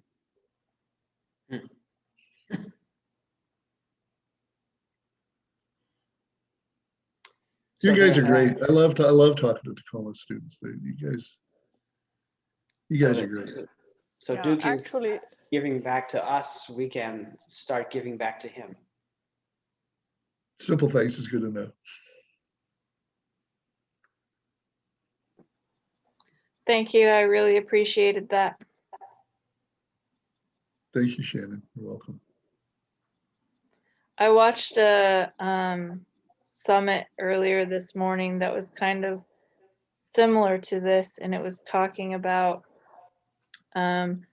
compassion in therapy summit or something, and it talked a little bit about the similar things, and also about how when you're being compassionate and working with people, you also have to be mindful about setting boundaries. So I just thought that was interesting that I already watched something about it, and then it was kind of like an add-on to that. I'm astounded that so much of this stuff is in our current events right now. It isn't as though we have to really stretch to find examples or of either good or bad. I'm glad you had that. I'm glad you had that opportunity. Thank you. Some more give backs. I just want to say I was inspired. I'm always inspired when I get to hear people talk about what they're passionate about, because it comes naturally, and it shows that even from a young age, you could have an interest or a focus on something. Like you said, you were in the car with your parents and would drive by a building, and you overlook that there can actually be a lane for you to have a purpose in that and kind of live that out. So thank you for your inspiration on that. You're welcome. Dr. Duke. Yes, sir. You're pretty dope, fam. You know, I like you gotta know, no holds, you deliver, you keep it real. You know what I'm saying? And I really like that, man. You know, you basically said, you know, a lot of common sense stuff, but people need to hear common sense, because if it was common, you know. But I really believe, you know, I believe what you say, and it's good to hear someone actually say what they believe and mean it. You know what I'm saying? You could have just came in here and rattled off statistics and whoop de whoop and been on your way, but you know, you really said real stuff. And I really love the part where you said, "Don't take notes, just soak it in." You know, Dr. Lee, I'm gonna take his approach to your class, Dr. Lee. I'm not gonna soak it in. You know what I'm saying? No, take notes, please. Oh, no, it's the vibe. It's the vibe, you know. No, but I really like what you had to say, man. And it was, I just appreciate you taking time out here, dropping gems, and I'm gonna try and apply what you said, man. You know. Thank you. Thank you. Dr. Duke, I'm gonna say that your presentation was pretty flawless. The way that you opened and then kind of sandwiched all of this information and answered questions in between. It was definitely an example to follow in Oh, presenting an idea or a passion. So I appreciate that. well, thank you.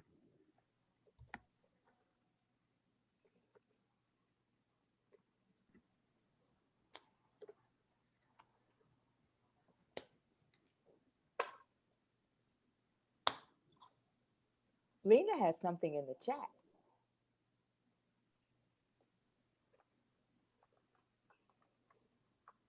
Do you want to? I can read that, I guess. I just wanted to thank you for describing the opposite of what we've all learned suddenly in society. Um, we've all been taught to be competitive, to be egocentric, to fake it till we make it. When the truth of the matter is that's literally what's wrong with us now. Like, we're always fighting each other. You taught us some really interesting, a new way of being, and or you brought it to the forefront. I can imagine, I'll just speak for myself. There probably will be some cognitive dissonance happening when trying to implement the laws. I know they're not hard and fast laws, but they're interesting. There's something to put in front of me, and just try it, even if it feels kind of scary and not and almost abnormal or unusual, something like that. So thank you for sharing. I know I'm not supposed to respond, but you said something that's interesting. It's why I've always loved teaching, because uh, whenever you talk to students, they will ask a question and they will invariably see something that I've never seen. I never thought about the competition issue very much. I mean, I'm sort of a competitive person myself, and I certainly have enjoyed winning things over the years. But I guess you picked up something that I haven't really thought about very much. I have to think about that. What is where does competition fit in, and how do you that's a great question. Thank you. You made my night.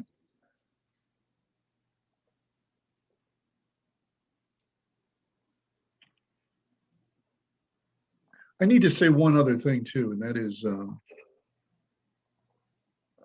at the bottom of the sheet that Dr. McCrary distributed to you is my email and phone number. And I invite any of you, if you ever have any questions or want to discuss this more, or could use a little bit of counsel and help, I'm always available in that regards. And I wouldn't make that offer if I didn't mean it. So, Dr. Shepard. You called on me. I want to tell you that he means that, but don't avalanche him, all right? He does mean it, though. I've known Dr. Duke for almost 30 years. Well, 20 at least, And You were 11. Yes, I was. No, I was 9. And you were just 16. I think so, yeah. Dr. Duke was one of the first people from Olympia faculty to come to the old building to teach with us, right? Dr. Duke was a person who initiated the MPA program. And to the extent that it sustains today, it's because of that root that he helped to fertilize, because of that vision that he helped to, was pivotal in creating. When I first met Dr. Duke, I fell madly in love with him. Then I met his wife and I felt more and more in love with him. And then he brought his daughter to our class and she graduated and she had a little baby. And we used to pass that baby around in Lyceum. And that baby now, Dr. Duke's grandchild, one of them, is in her first year at this fabulous university with a full scholarship. And this child works in theater and she's got a lacrosse scholarship. This is Dr. Duke. And that's the reason why I love him so, so much. We used to teach statistics.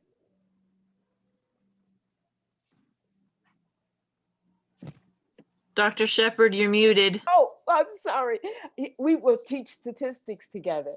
And I got really frightened. And he says, and he looked at me. He said, "You like jazz, right?" I said, "I love jazz." He said, "Let's teach statistics with jazz." And it was the most phenomenal course. We taught mean, mode, and medium, listening to jazz. We went to a jazz club. We played Duke Ellington. He talked about what Duke Ellington wore and how that was statistically significant, and it brought it to life. It was those just amazing. We talked about the blue note. I learned so much about jazz and what women were in jazz, what women were not, and all this other thing. And then we taught a class that dealt with statistics and the Great Depression. And students did an art installation. And my friend from Seattle Art Museum just came to just see me one day. And one of the projects of that art installation was installed at Seattle Art Museum. But this is what Dr. Duke does when he walks into the room. When he gives you that smile, and I remember when he told that's one student, would you get your head out your ass? But only he understands when he can say it.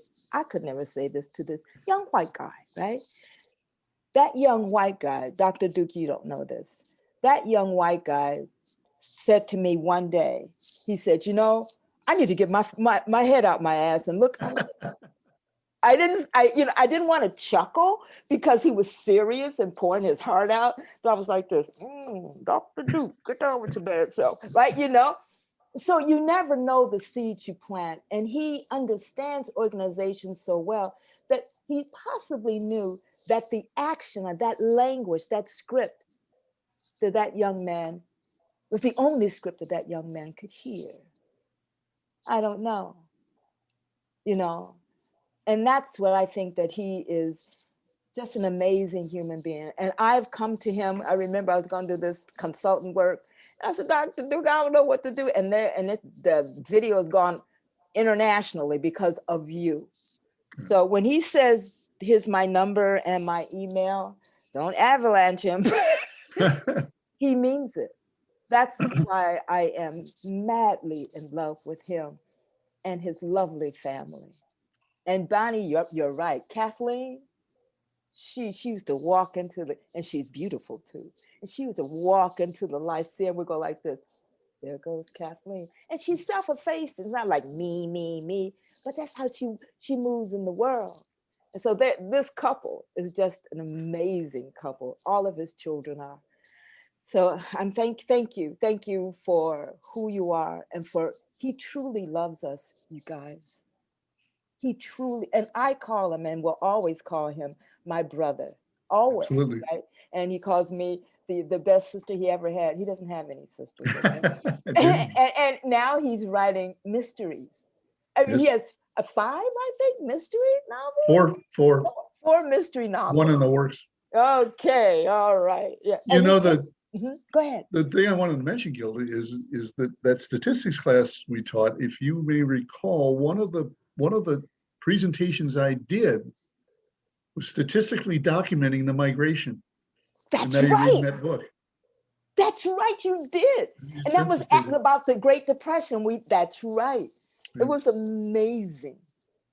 In fact, I read a piece recently that said that if the Great Migration were reversed, there would probably be 16 African-American senators today.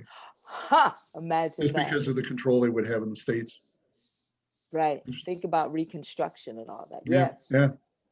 Yeah. 2 sociologists teaching statistics. Can you imagine? Yeah, it was crazy. Right. Yeah, it was crazy. We had so much fun. Thank you all. Thank you very much. Love you, dude. Kenya Adams, who is a daytime student, but who came tonight to be in the Lyceum, has this to say in the chat. Dr. Duke, thank you so much for sharing your gems with us tonight. I absolutely and especially appreciate your emphasis on the 4 components of organization and how you took a deep dive into what each of these things look like. Data, capitalized, is so important, and many people don't understand exactly how it works, like myself, and what it is. And again, capitalized trust is so vital. Thank you.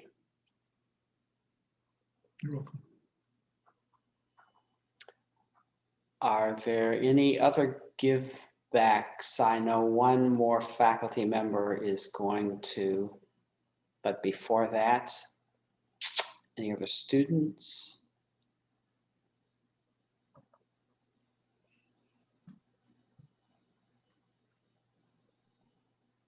Okay, Dr. Z, I believe you have a gift back. Yeah, thank you very much, Dr. McCreary. Duke, I want to say thank you to you in being with us in the learning community and offering your wisdom, knowledge, and experience. And this was, you know, faculty, we see it like some of the students tonight, day and evening. And maybe some of the students had this experience as well. This was like one of those movies that means as much the second time around, because you start to really see it and make new connections, because I knew where you were going this morning. And then when I got to your opening shots this evening, I started to make new connections. And I just want to say how much I appreciate that. Thank you for sharing the commandments with us. Really, really important. And now that I have them, I can, like I said this morning, print them and put them on my wall, because they are good reminders of really important, sensible things for us to be thinking about. So thank you so much for being with our learning community and sharing what you did this evening again. So thank you, Duke. Thank you. I also want to give another couple of give backs. I want to first give back to Tara Baker for that wonderful slideshow on African American History Month. I hope that everybody gets a chance to get that and see that. And I hope that that's something that we can continue to build on. Thank you. I know how much work goes into those, Tara, and I really do appreciate that work. Thank you. And now I want to move on to a final give back. And as we talked about last week, our very own Natasha Lemke is moving on to a new position at a new institution, moving up in the world in terms of your location within the organization. And I want to create a space for you to be give back to. And this morning, what I said was, I don't care what Beyonce says. You're not irreplaceable, or you're irreplaceable. You're absolutely irreplaceable. And we will have a lot of hard work to do to find someone or someones to fill your many shoes and many roles. So I just want to thank you, Natasha, for all the things that you did, the website that you built, the time that you put in building relationships with other schools, and all the time that you solved problems for our students. So thank you so much, problem solver. We wish you luck in where you're going next.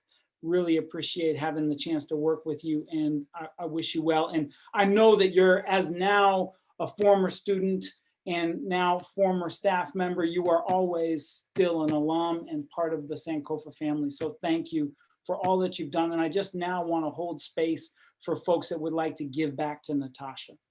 And Dr. Z, before we get there, I want to interrupt because I want to take this back to Dr. Duke speaking, because earlier today, of course, I'm frantically trying to finish projects and get things done. So I heard a lot of what the students were giving back to you and the questions that were arising, and it just made me think like, okay, I really got to sit down tonight and pay closer attention, because I know that what you were bringing was straight gold.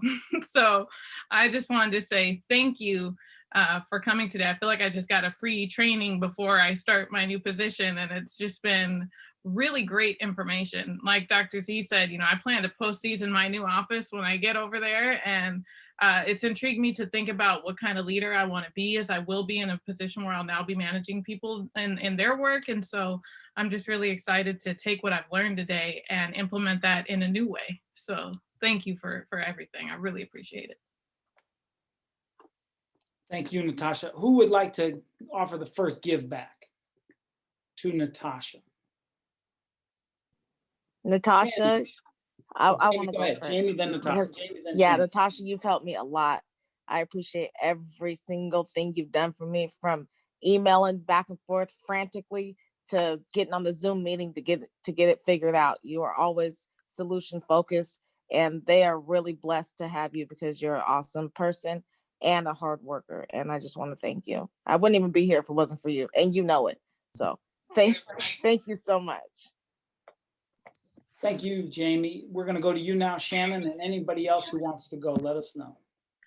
I just wanted to say pretty much the same exact thing. Like, I wouldn't be here it wasn't for you, because I had so many obstacles trying to get signed up, especially during a pandemic, trying to get everything fixed. And I just really appreciate your calming presence and all of the help that you did. And I appreciate everything that you did for me and helping me get here. Thank you. We'll go to you next, Rita. Hi, Natasha. I just wanted to say thank you so much. It's hard to think of Evergreen Tacoma without you. You are definitely the face of Evergreen to me. When my husband and I first moved to Tacoma, we drove past the campus and I told my husband to pull in. I was like, pull in, I want to get like a pamphlet or something. And we pulled in and you were like, well, do you have a few minutes? And we both just sat down and I don't know. I mean, we just talked for what felt like a decent amount of time and such like, no notice or anything. And that really meant a lot to me. And it was a big reason why I decided to enroll. It's a reason why my husband is going to enroll next year. Nice. And just thank you so much. And thank you so much for everything that you've done for the school. And yeah, we just hope we see you in an alum capacity and a lot. And just my best to you and on your next endeavor. So thank you. Thank you, Rita. And Denisha put in the chat, Natasha, thanks for speaking with me and emailing with me and helping me in decision to ultimately come to Evergreen Tacoma campus. Thank you. Rebecca, you're next. Yes, good evening. It's Rebecca. So yeah, this is my last quarter, so I don't know an Evergreen Tacoma without Natasha. And I remember my entrance interview with her, and she was the face of Evergreen Tacoma, talking about when you walk in the door or who is representing Evergreen Tacoma. You guys could not have a better representation. I remember Equity was right from the get.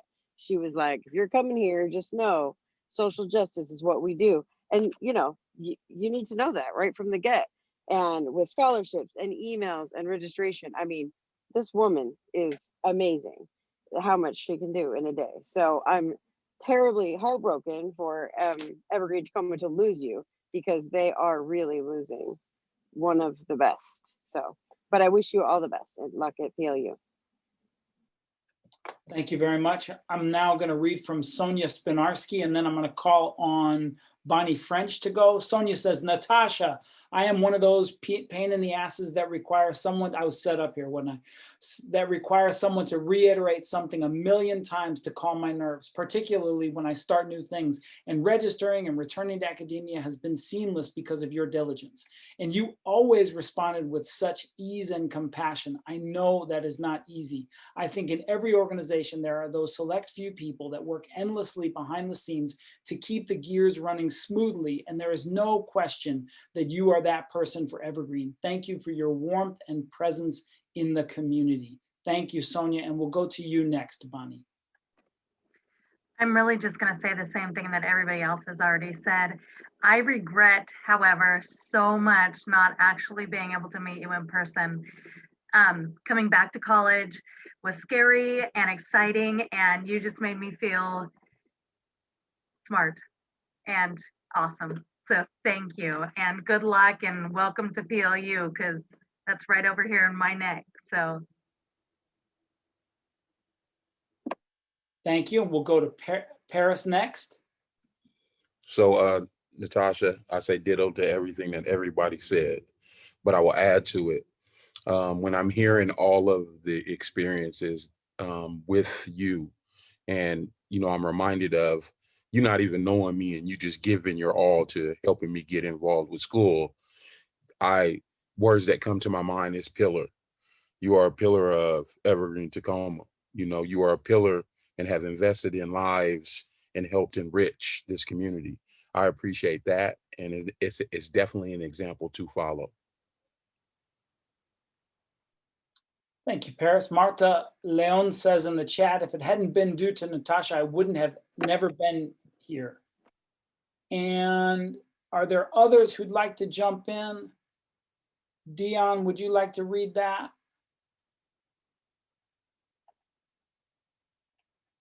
Couple in the chat. I'll just say thank you, Natasha, because I started and then restarted. So thank you. Thank you for your support, reassurance. Meant a lot. Thank you. Thank you, Dion.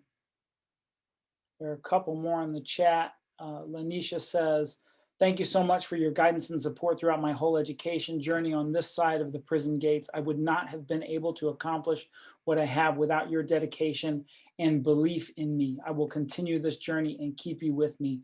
Thank you. Tamara says, Natasha, I love the way you care about others and how you are ready to help someone to succeed, but yet you encourage for the person to do things on their own. Blessings to you. Thank you so much, Natasha, for all that you've done. I want to give folks one last chance who'd like to jump in. Please, Dr. Shepherd. So I remember Natasha as a student, and I looked out the corner of my eye and I thought, I'm going to mentor her. Right? Then she would hang around now and then. Next thing I know, that Natasha and I were delivering papers at conferences. Natasha published a paper through an organization I just introduced. She took it away and she's published, right? We would go to different schools and work in tandem. Sometimes we didn't plan, but she started a sentence and I completed. I started a sentence and she completed. It was like an amazing. And one time she was talking and I thought, oh God, I hope she doesn't get in trouble, because she was going bam, bam, bam, but only like Natasha could do. I couldn't do that. So we realized the kind of dance that Natasha choreographs in her role of management and leadership. And there's only one thing, we're not even going to try to replace her. Why would we? She lingers. What we'll try to do and will do is pull that forward to another gift. That's what we'll do. We could never replace. We'd probably be like, nope, but that's not. She's left this beautiful seat for someone else to add their paint to, and those kinds of things. She has informed our structure, our culture, our resources, and you can hear from everybody, people. And another thing about Natasha that I admire is that we have disagreed, and I feel comfortable in that.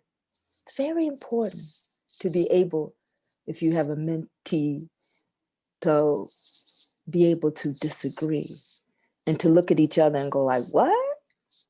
That's comfortability, okay?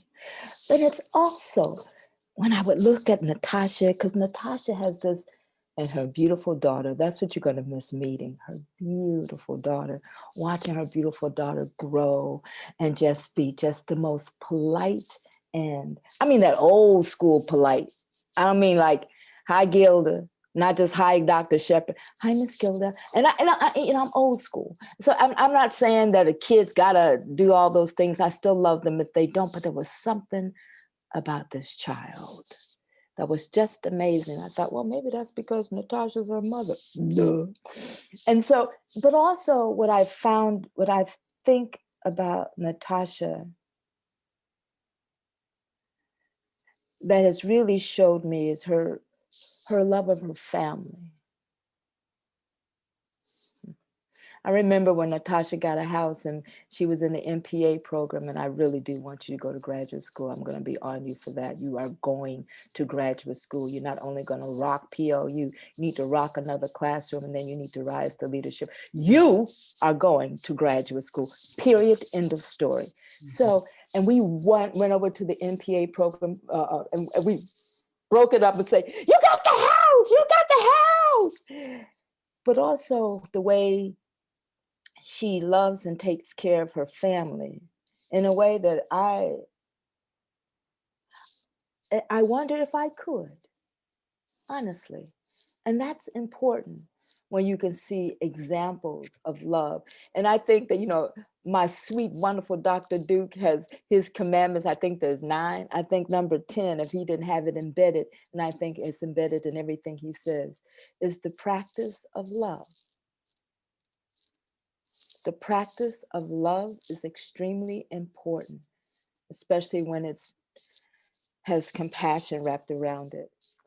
I am so happy that you are leaving and going to and growing and developing, and I will never try to replace you. I will try to see this seat that is glowing and we'll have someone else make another one and make another one. We will move just like Dr. Mims was here, Dr. Hardeman was there, and here comes Dr. Tatarunga. And I know we have people between that, but that's the trilogy that I remember very well. And so, and that's what we will follow.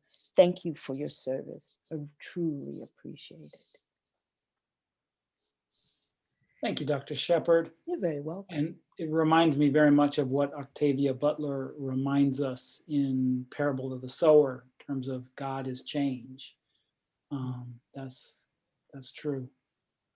Anyone else want to jump? I would like to just congratulate you once again, Natasha.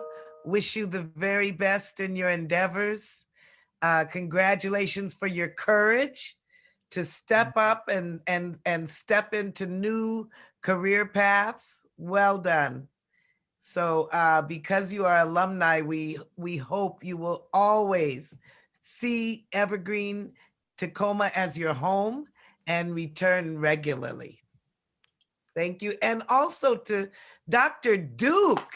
I wanted to say, Dr. Duke, you know, I narrated this earlier, but no one got to hear. I actually met Dr. Duke in the Lyceum about 30 years ago at Martin Luther King, and he was giving a lecture. I was looking for the computer lab. I had just come back from Kenya, my 10 years of living there, and I walked into the Lyceum and I heard him speaking, and I was so intrigued.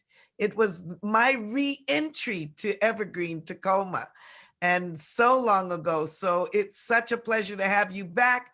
I think we have to dub you, let's see, the Godfather, the OG of Evergreen Sankofa. You are the godfather of organizational development. Thank you for always thinking of us, your return. We appreciate you. Always, always feel free and welcome to come back. Thank you, Dean Arunga. And I'm going to go to Dr. Lee. I saw her hand. Please go ahead, Dr. Lee. Yeah, thank you. I know it's getting late. This morning I didn't even talk because there were so many people want to say things to Natasha. I want to thank Natasha for all her help for the faculty behind the scene to help to bring all the students along and checking on every single one if we have issues and really teaching the class without being in the classroom, right? She makes sure that things run smoothly for all of us. And I want to also say, since this is, I want to point out that it's obvious, what obvious thing is that Natasha used to be a student, right? 3 years ago, she's one of you sitting in the audience. Now, Evergreen Education with her own effort, with the whole community behind her, students and faculty alike behind her, see how far she can go, even in this adversary situation of COVID. She lost her job, now she found a better position because all our community working together with her. So her success, like Duke was saying, we work for each other's success. So that's example. I'm sure in her future job, she is not leaving. She will build this community. She will give back to this community. She will always be the daughter of Evergreen Tacoma, right? So we married her off and she will bring grandbabies, other things, good things to happen to our community. Thank you, Natasha. And that shows the power of the community. And on Duke, thank you very much. We were chatting while you were talking. We were even thinking inviting you to our faculty summer institute because Evergreen Tacoma um, program is in the mode of changing, right? Structure-wise, because we may go online, we may go 4 years. People-wise, people retire, people transfer, we may have new people, as well as resources-wise, it's all changing, shifting. Right now, it's a really crucial moment. We hope we maintain our culture. But as you say, if one piece change, everything need to adjust. So possibly with the faculty's consent, with Dean's blessing, perhaps we can have you in the summer join us planning our next stage of how this program going to actually grow. That is my proposal for the as part of the Give Back. Thank you very much for keep us in your mind and thinking. Incredible proposal, Dr. Lee. Thank you for sharing that with our learning community. And this morning I gave the final word to Natasha, and I just want to do that one last time. Go ahead, Natasha.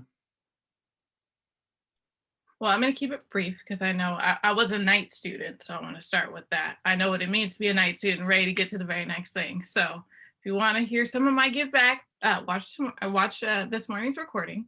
But I did want to make sure that because one thing that I've noticed with technology is it's an easy distraction.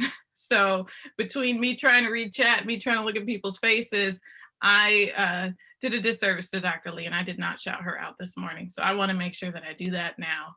And I'm going to do that with a short story. So back in 2018, when I was a student at Evergreen, it was in Dr. Lee's class. She was co-teaching with Dr. Spites, and we were doing circadian rhythms and Mozart, learning about classical composition at the same time.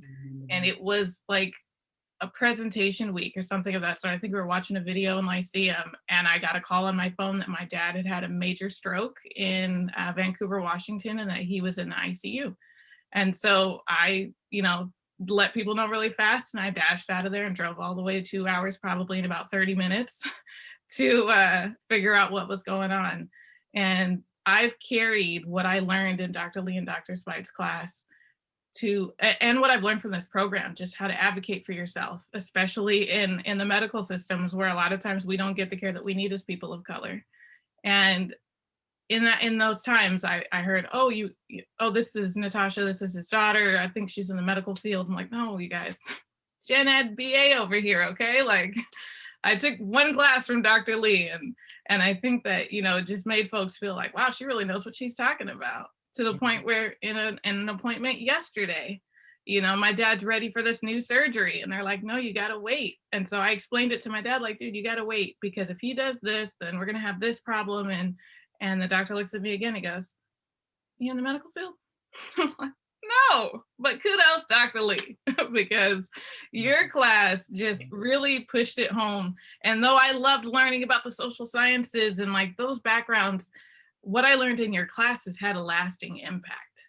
And I think it's also reminded me that we have to speak up for people that can't speak up for themselves, and make sure that they don't get crushed by a system that wasn't necessarily designed to help them in the best way possible.